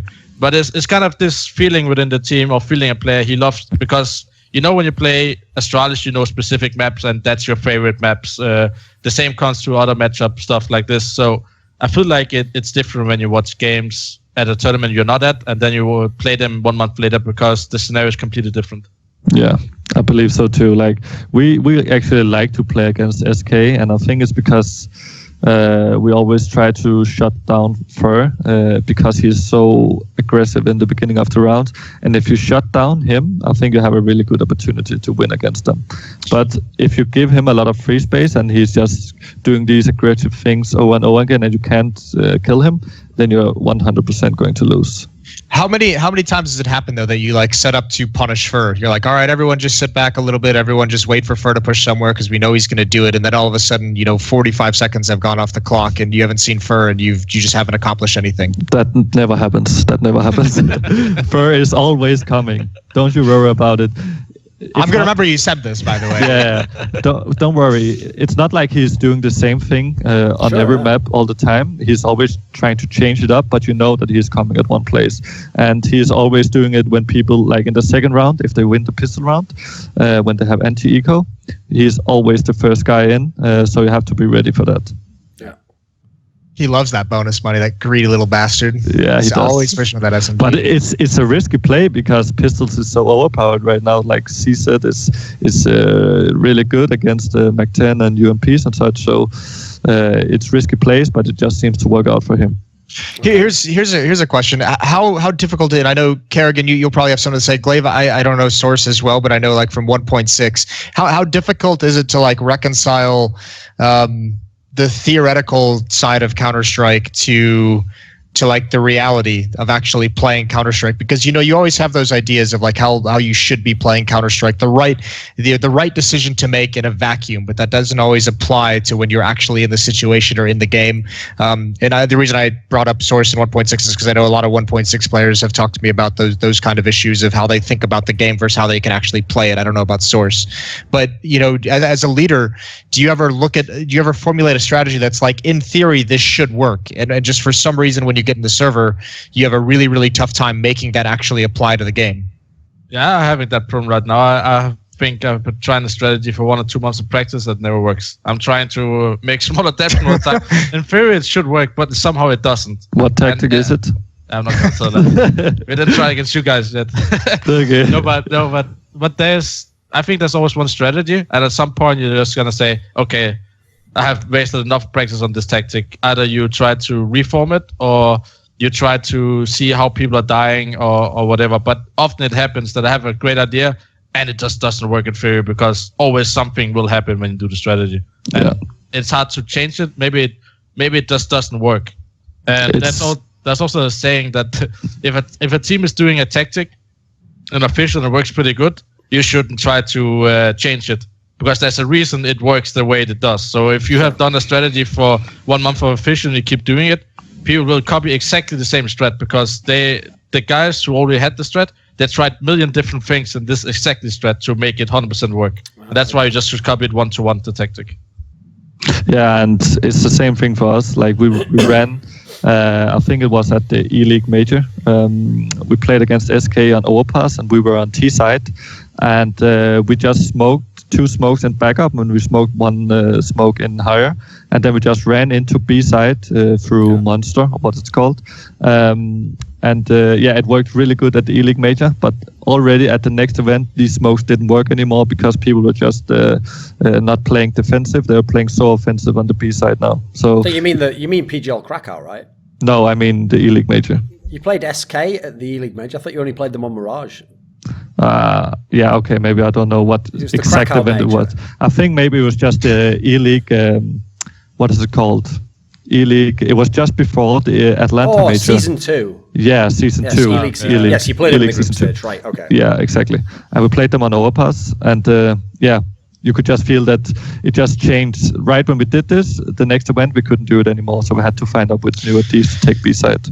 Do you get frustrated, or do you feel like a sense of pride when teams steal your strategies? Because I'm going to throw your boy under the bus here, gla1ve, and I know Dupree has had some choice words at times. Not anything crazy, but when you guys have that like typical your B execute that you have that's been so effective at times, that's kind of been a go-to. I know Dupree. On Overpass still, yes. Yeah, on Overpass. You've got to clarify these things. He's just like, oh, this team took it. Oh, this team's using our execute again, and this team's doing it as well. And then is that like frustrating, where it's just kind of like, shit, like that used to be our thing, and now we can't really use it anymore. Everyone's got it. Like, I'm gonna go ahead and guess all these fucking Danish guys just copy each other and just look at all the shit each other do and steal it if it works. I don't think one of them came up with all these strats on Overpass. Come on. I made that one specific tactic where you molly the backup, and then you smoke higher, and then you rush in with flashes. And probably the best tactic I ever made. I think we had like at the E-League Major, we had like 100% success win on it, even when we had like pistols, Tech 9 and such. It was like the best tactic I probably have ever seen. So I knew that people were going to steal it.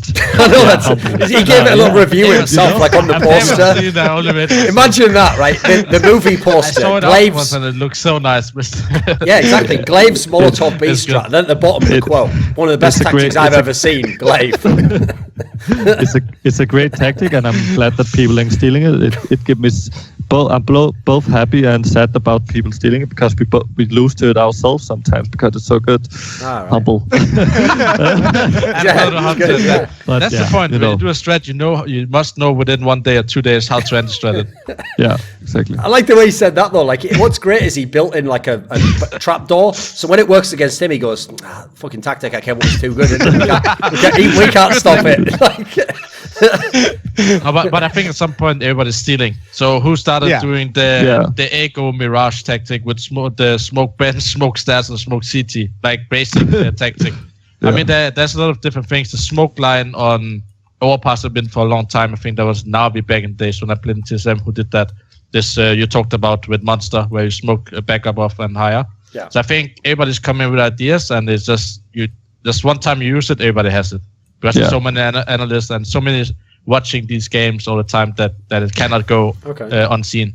And also the tactic from the North always run on cobblestone, where they go B and they do the smoke line. We have it's like one as well. They win like 80 or 90% of the time when they run that tactic. It's so amazingly good. So I think we have 10%. Okay. So I have a question actually. I know both of your teams, like with the different lineups, at times have played Nuke since it's been in the map pool. But in general, you very rarely ever picked it or went to it. Only as, like, I know karrigan's done it every now and then as like a specialist one. But What do you make then? As people who've been tactical in-game leaders and have had different styles, etc., why do you think so few teams, even the teams that like Nuke, ever actually pick the map? Is there some problem with this map?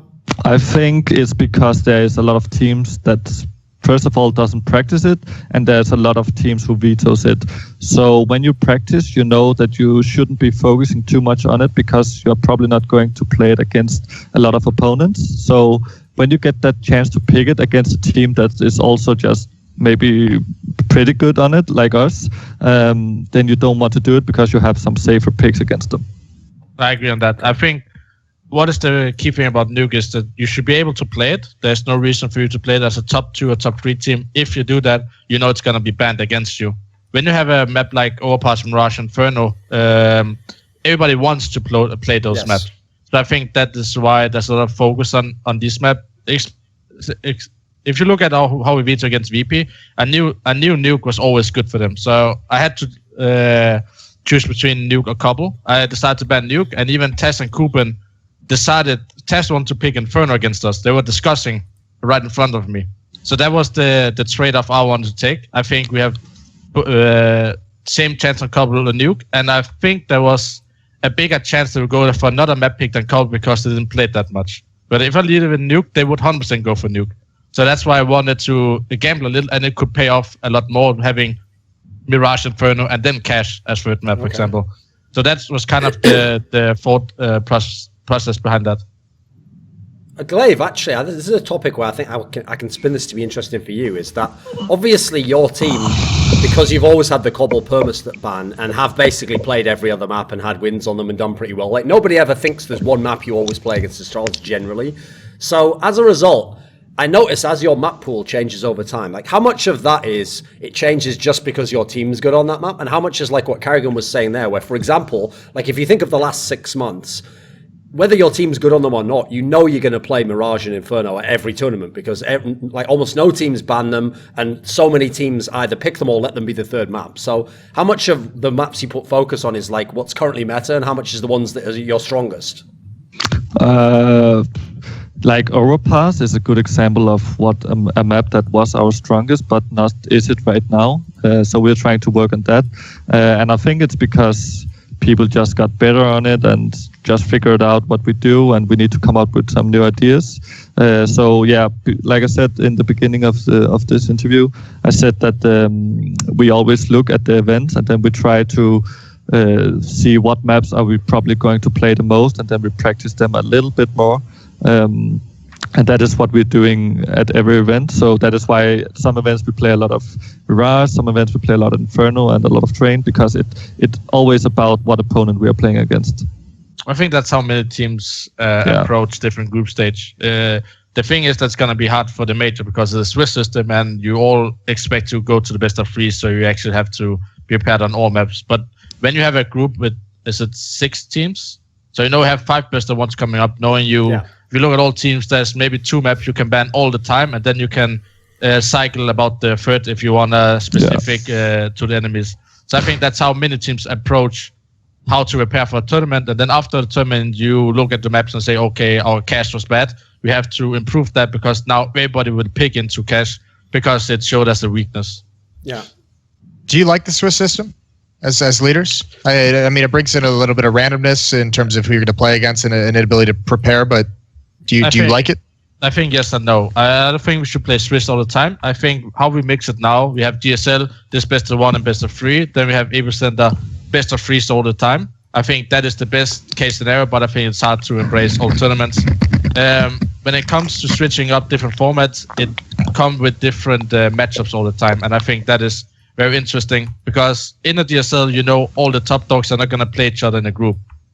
Because top 4 will be in 4 different groups if you have 4 groups, right? Yes. So I think in Swiss system, you can have these early matches already. So the first day of the tournament are not that boring. So I think that is one key takeaway from Swiss. I like the Swiss, and that's most because of the exciting part about the drawing. That's like really funny, I think. So just have this... I remember when you are like in that two wins and 2 losses and you have the last draw, you're just so pumped about who you're going to meet. And that is what I like about it as a player. But I could imagine, as for you as experts, maybe it can be a bit rough because we don't always get the best teams through. Yes. And that is why, as karrigan said, I like that we have some with Swiss and some with GSL. Yeah. Okay, a team I actually wanted to ask you about, okay? So obviously, it's always a meme where people try to make fun of NA teams or say that they're not good in a certain respect. But one of a team that both of you have played recently in a bunch of matches was obviously this new Team Liquid lineup, where it's still the same lineup they had 4 months ago or something. Maybe, I think more than that actually. But they've just made these role changes recently, which have made them have much better results. And especially against the European teams, they've been doing a lot better than they used to. They've had all these close series. Obviously they didn't win against Faze, but they've had some good maps, some good results generally. What do you think of the new Team Liquid?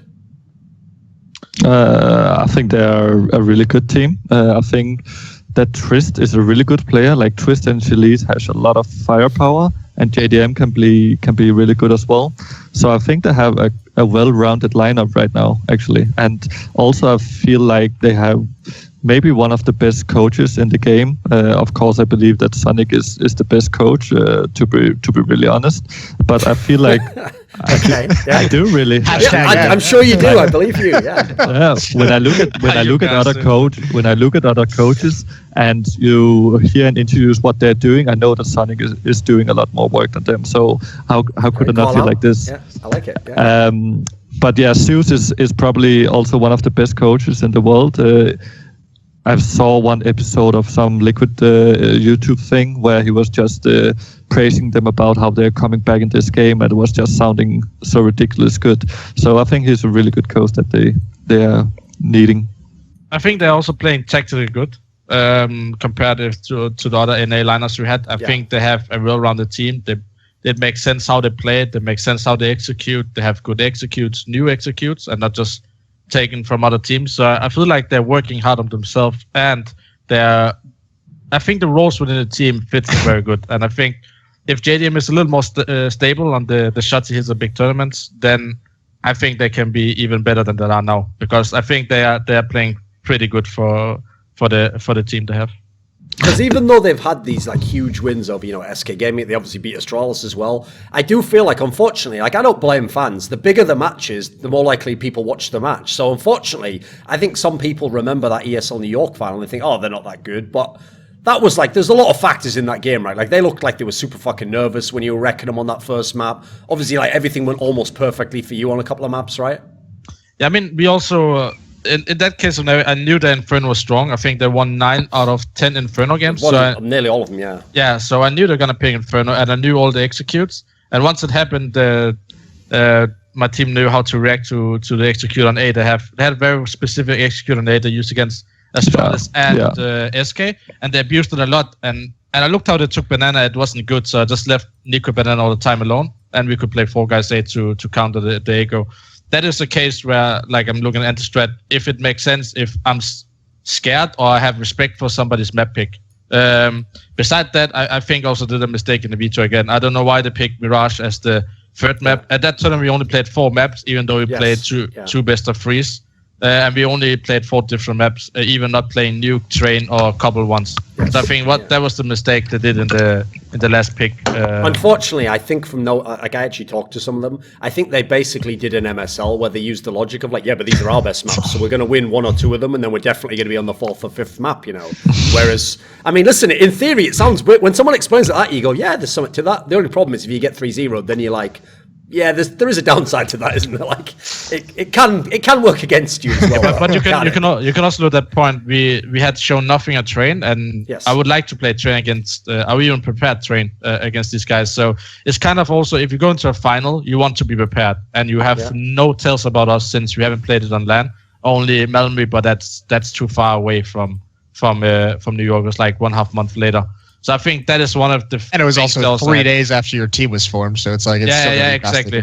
So you don't want to go blind into a veto and have no idea about the enemy's Train, and maybe you don't feel that comfortable in the Train. So it makes sense in the end, but still, we didn't get contested on other maps. Speaking of Train, gla1ve, your team has been picking Train these days, which is interesting, because that always used to be the map that you guys were like, oh yeah, we will play it. We don't really want to, but if it comes up, we don't mind, getting jiggy with it on that map. What was there a conversation where you guys said, we want to play Train? Or well, because I know karrigan earlier alluded to the fact that he thinks switching up the maps you pick in your pool, switching up the maps you play like pretty frequently, shuffling them in and out can be effective. Is it just as simple as that? As just saying we want to have a new Oh, his mic's gone. Your mic just went muses. I don't know why. You're half with. Am I back? Yes. Yeah, keep going. I mean, was it a loss of confidence in Overpass because you guys have had some close games? You haven't looked as solid on that, or is it more just like we just thought Train was getting better? It was both things. First of all, our overpass got a little bit worse. We didn't feel as comfortable as we used to on it. So when we practiced Train, we just had really good practice games on it, beat some good teams. So we just felt comfortable on picking it. And we decided before the event that if we came in these situations, let's pick Train because we have been looking good on it in practice. Of course, if you then come to an event and you lose it all the time, then you stop picking it. But we just felt comfortable throughout the whole event, and yeah, that's why. Okay. Cool. Okay. I've got a question for you. Okay, this is more of a broader one. So at the moment, it's not really unfair to say there are basically no top Swedish teams. I realize in theory, Nip's had some decent tournaments recently, forgetting the online stuff, obviously.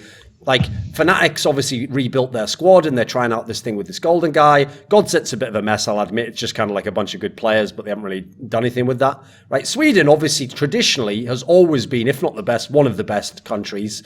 But I have noticed in CSGO, they don't really seem to put much emphasis on tactics, actually. They don't seem to really believe in the tactical style. In fact, I would say in general, I realize Fnatic again has skewed this a bit and Nip would similar. They really are the teams who seem to believe almost entirely in you let your star players be the playmaker and they kind of do what they want to do and then other people just follow their lead in a way. What do you think about the Swedish scene at the moment? Because obviously it contrasts very drastically against the Danish scene where every top team in Denmark pretty much is a real in-game leader who's running certain tactics and has a system no matter what players he has. So what do you think of Sweden at the moment? I think that they lack leaders, like you said. They don't have any really good in-game leaders. And then we saw with the Pronax, I remember actually, I think that the meta has changed, that there's so many good in-game leaders in the other countries right now and in the other teams, and Sweden can't follow up. There was this thing with the coach changes and something about coach was the in-game leader at some point. Yes. And that is where Sweden could follow, but right now they don't have any in-game leaders who can also frag a lot, I think, or any really good in-game leaders that can also frag. I think that exists. He's a pretty good fragger.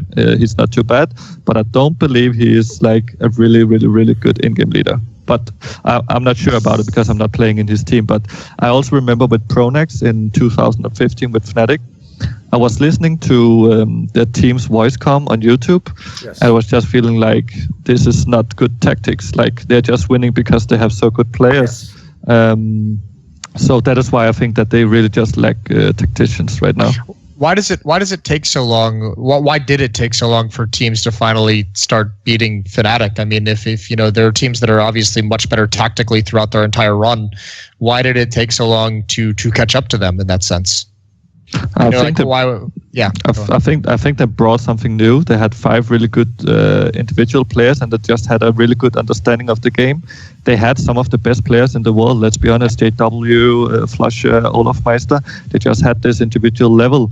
And now that people has gotten better individually on the other teams, they can't rely on that anymore. And no teams can rely on individual skill right now. Not even Faze. I feel like Faze is a pretty good tactical team. So yeah, that's just how the game has evolved.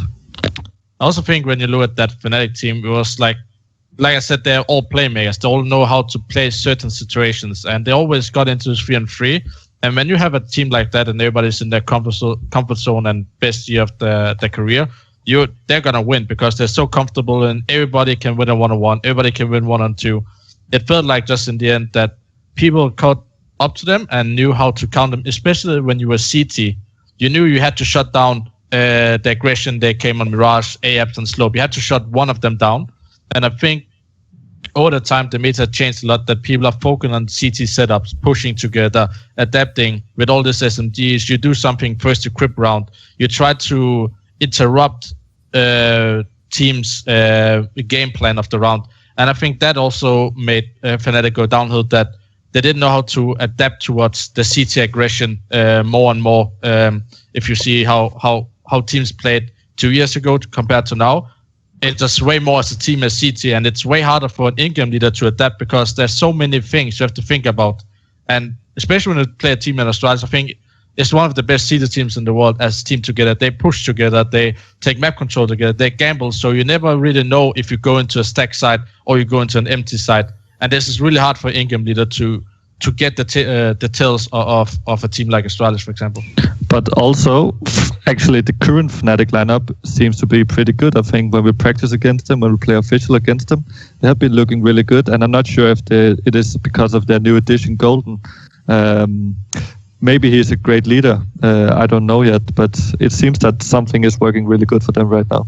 I also think to have this one voice now. So if he says something, they all do it. Hopefully that's how it works now. Before they had everybody wants to do something. So let's say Flusher, he didn't want to call, but he somehow called sometimes, right? He said, let's go B, yes. And all over in situation. No, let's go A. And there was this kind of back and forth, and then this indecision, and everybody just goes to try to win the round by themselves instead of going in and let one playmaker play, and the in-game leader is calling around that playmaker. And I think that is the problem in skilled teams, that even if you have 5 skilled players, you can make it work as long as one player is the final voice of the team. So if you say, let's go B, we all go B, and we just die as a team or we win as a team, instead of letting all 5 go each direction, and then hopefully just everybody wins the duel. Yeah. Because, I mean, if you actually look at the teams that were the best Swedish teams over the last few years, you can almost make the perfect pattern that they're only really good when their playmakers are super good. Like when Get Right and Forest are the best players, yeah, they're going to fucking win loads of matches. When they're not as good, magically they're like, the 6th best team or something. Likewise with Fnatic. It looked super good. I mean, unfortunately, we kind of saw this experiment when Pronax went over and had that first Godsent lineup. Like, those weren't terrible lineups. He had some decent players there, but way, way worse results than Fnatic, Even if he was running tactics and all that, it just didn't work as well. It's weird as a country, though, that they just don't seem to have an in-game leader, because they have everything else, Yeah, the problem about Pronax, I think, was he has always been in a team where he had a high skill. So in my past career, where I was calling in recent gaming in 2014 or 2015, when there was a major in Katowice, yes. We had so many tactics in a team with Faze, EXR, gla1ve, and SMF. We somehow beat Fnatic in best of 1 on Inferno. At that point, they went to the final, I think. They went to the semifinal, I think. But they were the major championship team from the last major, and we beat them. They went best of 1. Quarters, yeah. Yeah, okay, in the quarters against LGB then, right? Yes. Some of those, yeah. But we beat them somehow with a team that shouldn't even be at a major at that point, with just pure tactics. So I came from a team where I had a lot of tactics and played very structured, went to TSM, where they didn't want to play that many tactics. They want a little more freedom, not as much as in Faze. So I've been in different iterations, different teams where I have different opportunities to call how I want.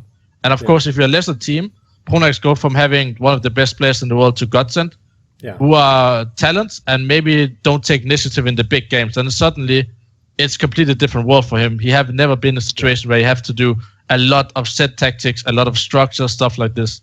Even me and gla1ve played with Pronax, and he didn't call in the end. We switched. Me and gla1ve was calling in a period of time because he didn't have ideas. So for me, Pronax was a caller living on the fly. So if he was motivated, he called very good. But if he wasn't motivated, the whole game plan, the whole ideas, all the things he had in his head was just gone because he didn't have a fundamental structure within his team. So it was just live or die by Pronax, in my opinion. But back then, when me and karrigan played together with Pronax in faculty, we were a mixed team with RDL as well and Spitfire, I think. Yes. Yeah. Pronax actually was the best player we had. But somehow he fell in level at some point. But I remember him being a really good player. And when he joined that Fnatic lineup, I was thinking like, this is going to be really great for them. But as you saw, if you don't have a leader at some point, you will fall, I think.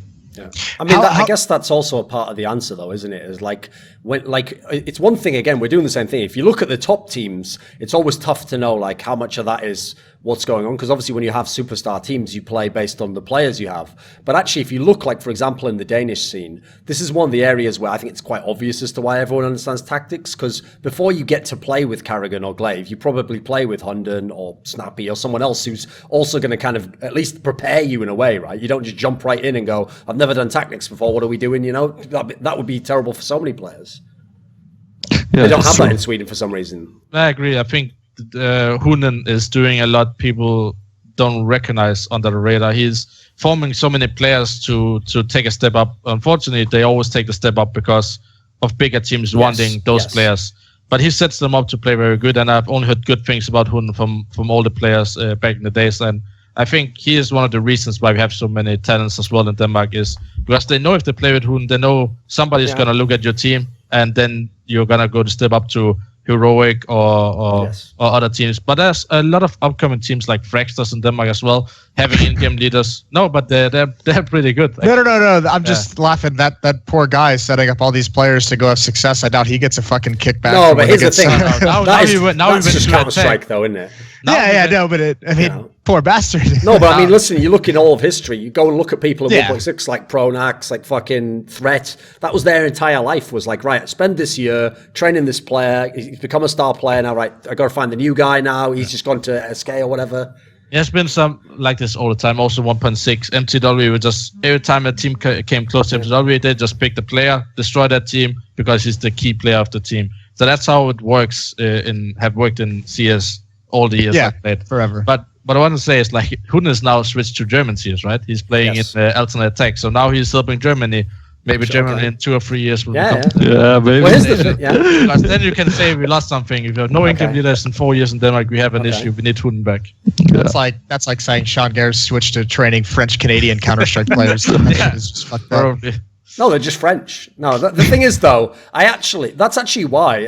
I wasn't even joking when I said it. I told Moses this. I can't remember if I said it on a show or not, but I actually did. There was a big NA team who someone in their team was asking me for players, and they said, "Oh, we need an in-game leader." And I actually told them, no joke, I would actually consider getting Hunden, because here's the thing: whether it whether it makes your team really good or not, I don't know. Like maybe I don't know if he could be a player on the top level, but the difference is you'd at least find out like what the roles should be in your team. He'd help you set up the team. He'd learn basics of the maps. It would at least be a step forward for certain, like some of the NA teams, who obviously that's one of their massive weaknesses. Some of them just don't have any in-game leaders, and some of them just stack like good talents together but don't make any use of it. You know, it's frustrating to watch. Yeah, that's the problem. How do you become an in-game leader? You learn from someone else. That's what I have been doing my whole career. You learn and you absorb all the energy, absorb all the way they want to play as a player, as a team, and you try to find your own style within that style. For example, Stewie haven't really learned from someone, right? As an in-game leader. Yeah. He's just thrown into the situation, just do whatever you can, whatever tools you have. He doesn't know how to adapt. He doesn't maybe know how to cope with the team pressure. Everybody wants to change the style and stuff like this. So that's the problem in NA. If you don't have a specific in-game leader who people can learn from and then become in-game leader half or a year later. I don't think that there's going to be many in-game leaders like Stewie who somehow just like managed to like, you know, not only go from nothing to a star pro player on his team within a year and then become an in-game leader. But I mean, if you look at our scene, that might be like, I mean, this is probably the reason why Denmark is probably the strongest country we have in terms of that, is because they have these set in-game leaders at every single tier. In North America, it took us 4 years to recover from the fact that we never had any real in-game. We only had like 1 or 2, and then, you know, one of them got banned. But you know, it takes so long to recover because you have to train like a whole generation to learn before you, so that they can make that progression. I guess the best question to ask you guys would be, since you're both considered some of the top in-game leaders in the world, is how long did it take you to get to this point to where you feel like you're one of the best in-game leaders? Like, how many years did you have to be a leader? How many teams did you go through before you got to this point where you're just like, yeah, we are actually really, really good leaders? A lot of teams, I think. For me, at least, I have been in-game leading back in Western Bulls in 2013, and then I had a period where I wasn't the in-game leader because I was sure that I was a good enough in-game leader, but I wasn't sure if I was a good enough player to be an in-game leader on one of the best teams in the world. So I think it's first on Astralis that I know that I can be the player I want to be. I mean, I have been in-game leading since 1.6 in smaller teams to play with Arcadian. I've played with so many in-game leaders that in the end, when I joined Exist, this Fnatic in 2012, when he left the team, I became the in-game leader of the team, and I thought myself, this is something I want to do in the future as well, because I think I have an understanding with playing with so many different in-game leaders that I know at some point how to adapt and change style and do tactics. I know all the basics. But I still think I learned something every day. I learned a lot from Astralis when we didn't figure out how to play as a team. And I tried to take in and look at the VODs, how I called back then.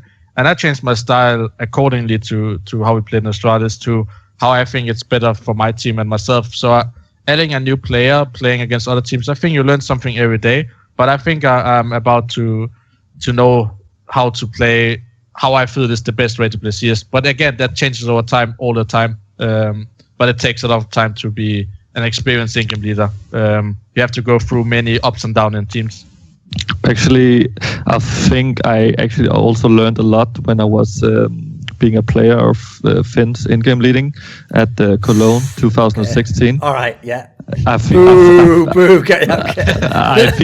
like I did. I think he had some really good tactics, and I always have believed that Finn is a good in-game leader, but I learned something from that. But I also learned something from my past and also from Snappy, and I think I tried to bring all that into Astralis.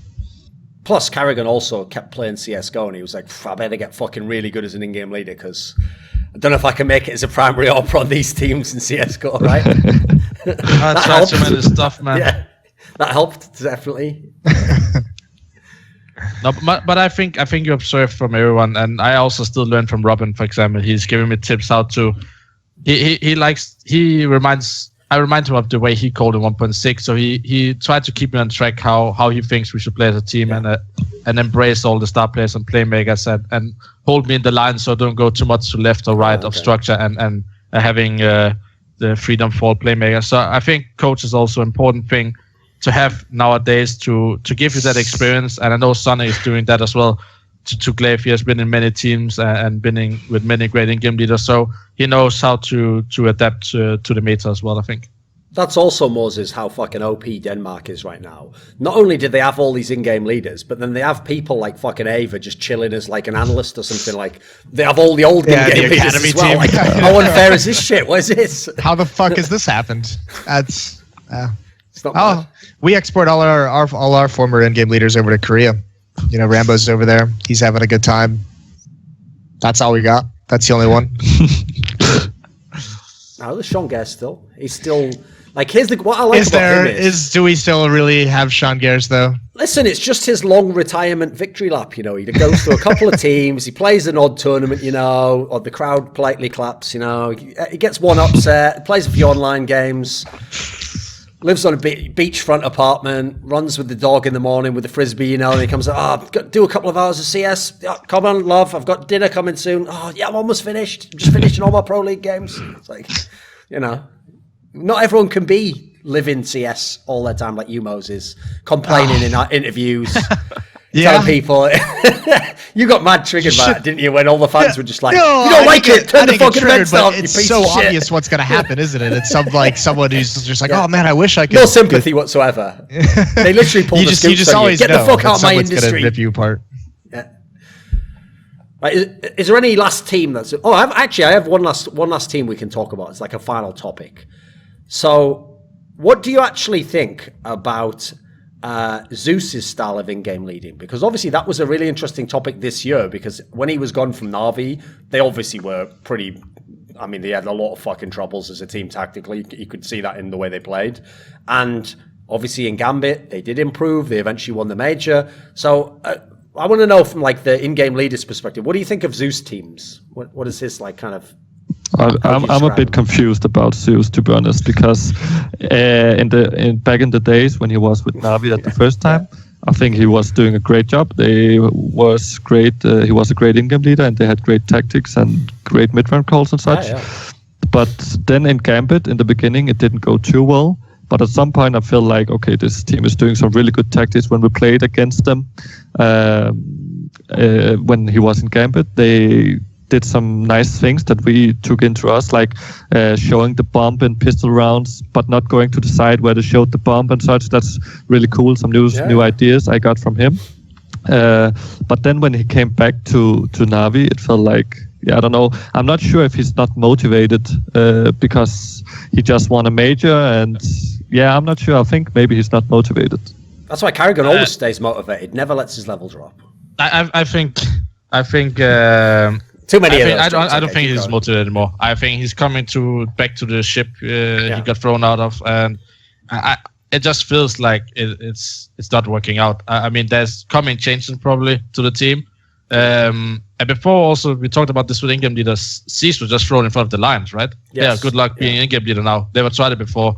You've been playing pretty good, and he was he was like a second or third star back in the days, and suddenly he just had to in-game lead and control a victory skill, and that's how hard in-game lead can hit a player. This guy was playing pretty good CS, but now was winning. He was the guy together with Flaming Guardian winning the rounds, and he's just completely gone. Okay. And that's how fast you can go if you just think you can do the in-game leading, but are not in the right mind to know that you're probably going to get flamed because you're going to have bad stats at some matches. You cannot deny that because you're going to run around and try and control all the animals from the zoo. Yes. And I think that's what hit him in the end. Come back to Zeus. I think it kind of got overrated in the Gambit. I think people didn't realize how good players he had. Yes. He had a system. He had Hobbit, one guy just coming out of nowhere, wrecking everyone. Edwin, MVP performances, and also think he helped a lot with the in-game leading, calling different stuff. Coming back to Na'Vi, he doesn't really have an AWPer. He is just coming, and he have to resample a team who doesn't really know how to play anymore as a team. Simple as doing main AWP. He doesn't really know how to do it yet. He has to learn that whole experience. And even with Device playing Astralis, it took a long time for you to know how to master to be a main AWPer besides being a hybrid AWPer. Because Simple was amazing hybrid AWP, flash AWP, secondary AWPer. He would wreck everyone. But suddenly you have to stand still and hold an angle for 1 minute, and a guy comes and kills you. And it's completely different world to be in. Yeah. So I think he is also in a hard situation where everybody's looking at Zeus. Oh, it's gonna be perfect now, and they don't even have a team yet that feels like a team. And I think there's so many issues people don't know, and maybe when they get a new player, it will turn out differently, and they start from scratch. But you only see that in 2 or 3 months. You won't see it overnight, because I think it has to be a learning experience, and they have to rebuild the whole team from scratch. Yeah. I mean, this is something I actually made the point of in this video I just released the other day, which was I definitely at no point in the video ever say Zeus is a bad leader or was not a good one. But people did overblow it. They made it like he was he just lifted the whole team. Whereas, like, if you look at that Gambit team, they got some fucking good players that are still good players now. You know, it's not like he didn't win a major with like Waylander and Spaze and those random players he used to have 2 years ago. He won it with like Hobbit and Adren, etc. But I have to say, by the way, Moses, did you see this recent? You know, Double Tap though that does those fun little interviews. Did you see the video they put out the other, I think it was last week, where it was like, who's the worst person to room with at an event, you know, and it was all players talking about, like, you know, like Zonic actually got mentioned a lot, like he's snoring too much or whatever. But there was this part in it, Moses, that I have to reference, because anyone who hasn't seen this, it's so funny. I was crying laughing when I saw this, because in it, Guardian, right, starts explaining how when he first joined Na'Vi, right, they were at a major, like the first, I think it was one of the first tournaments he played with them. They were at a major, and then he just said it was 4 a.m, and Zeus was just like watching television, some like stand-up comedy, and eating pumpkin seeds really loudly. And Guardian was looking over going, wait a minute, but the game's at 10 a.m, and it was like 4, and this is what his in-game leader was doing, just what like, you want some pumpkin seeds, just watching some stand-up comedy. Imagine being leader like that. That guy's a legend. Like, I don't even care. That's legendary. I would obviously the next level play is if they'd interviewed Hobbit. Remember when Zeus first joined Gambit, they, for whatever reason, posted all those pictures of like Zeus being like shirtless with his armor on Hobbit, like laying in bed together. That would have been the next level one if Hobbit was just like, Zeus is the worst roommate, and just like blinks like 3 times and is just like loses his memories and everything. Oh. Yeah, when we say you've got to really like embrace your star players and get to know them really well, didn't mean like that. Just meant in the game. You got to know who they are in the game. You don't have to spend any time with them. Here's a question for you guys. If you were say you were like the GM, say you get hired to be like the GM of like an organization in North America, where we don't have a lot of in-game leaders. By the way, that term for people who aren't North General American manager means like the guy who signs the players, basically. Yeah. Like picks the players. Puts the team together. Would you, if you were looking at an in-game leader, would you rather go the route of taking like one of the players who's never been an in-game leader before, like maybe not a star player, but someone who's very, very good and very established at their individual level and how they play? Would you rather make like the experienced person in that sense an in-game leader, or would you rather go like a step down to the semi-pros and grab an in-game leader who has had success, you know, in ESEA Premier or like Face It Premier, whatever the fuck their Premier level is over there, and Face It? Like, would you rather have an experienced in-game leader from the level below, or an experienced player who's never done it before take up the reins? An experienced in-game leader from a level below, I think. I think you should take him as well, and then if it doesn't work out, you have kind of his ideas, because if you play with an in-game leader for, let's say, just 3 month period, you give it a 3 month trial, it doesn't work out, you get an idea how he wanted to call. It's something we can use and we can try. Maybe another guy gets motivated by this guy to be the next in-game leader, because now he learned something. I think it's all about learning to be an in-game leader. You don't do it overnight, and if you want to just take it on and be it from day one without any experience, it's going to be a long, long road. You're going to lose so many official games because you don't know how to adapt. You're getting too stressed. This in practice doesn't work. How do we do it? Works in practice. Why it doesn't work now? All these kind of things that an in-game leader has to go through when he's making a call, and he only have 15 seconds to make it in freeze time. I think you need to learn from someone who have done it, maybe just on a level lower, but it doesn't really matter because you have been doing it at LAN or in officials at least. Okay. Do you think there's a reason why some teams choose to go the other route? Is that like a kind of like the easy way to go, where, you know, like the North American like Optic lineup, you know, when they were looking for an in-game leader, they shuffled through, you know, pretty much everyone on that roster at some point, and every team is kind of shuffled. Every team who's had that leadership issue, whether it be, you know, the seized one with Navi, always goes to the players they already have. Is there a reason why like even teams, even professional players seem to not give in-game leaders as much love as they probably deserve? I think, like, if you take an example as, let's say, Cloud9, they kick one player and they bring in Hunden. I think that's too scary for them, because they probably know that they're never going to be the best team in the world because of Hunden's individual level. Yes. And that is why they want to try something else, because you always want to try to reach the highest amount. You don't want to be a stable top 10 team. You want to be a stable top 3 team. Like, every team wants that, almost every good team at least. And that is why Cloud9 tends to try, let's take this guy and move him as in-game leader. Maybe he will keep some of his individual skill, and then we can be top 3 team in the world, instead of going, let's take Hunden and we are for sure top 10, top 8 team in the world all the time. I also think it's something to do. When you do a change, you want it to work instantly. If you take an in-game leader who haven't proved his worth, he has to make a complete structure the way he wants to embrace as a player. It takes time. Because how would you want to start? First of all, you have to play 6 maps directly from beginning, because if you want to qualify, you have to win a best of 3. People are going to pick into your worst map. So you have 6 maps. You have to learn all your new players. You have never played with them before. It takes time. And I think at least when an in-game leader starts, he needs like 2 or 3 months. Then you see the real level. And that's why I said 3 months trial. Then you see, are we going the right direction? Or are we just on a stellar level and we are not good enough individually?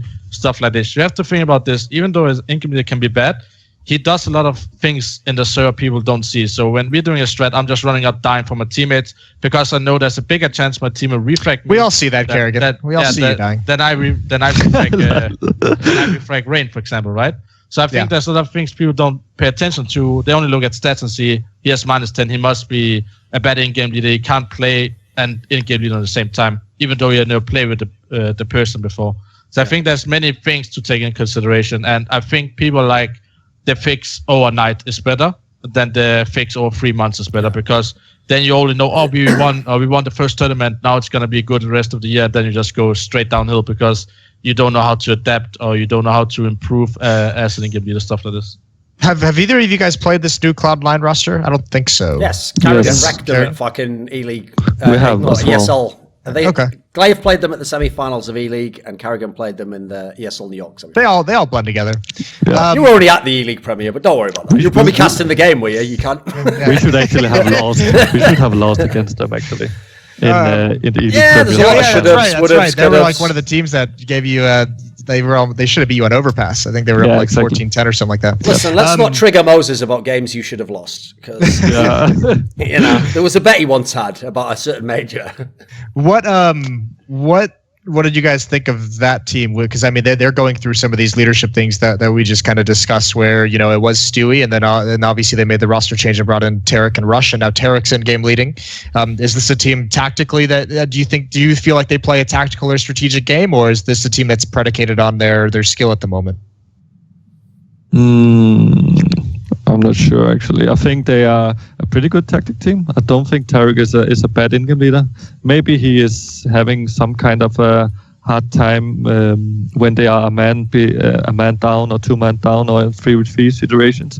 I don't believe they are the best team, but I think they have a pretty good approach to the game, like 5v5. Okay.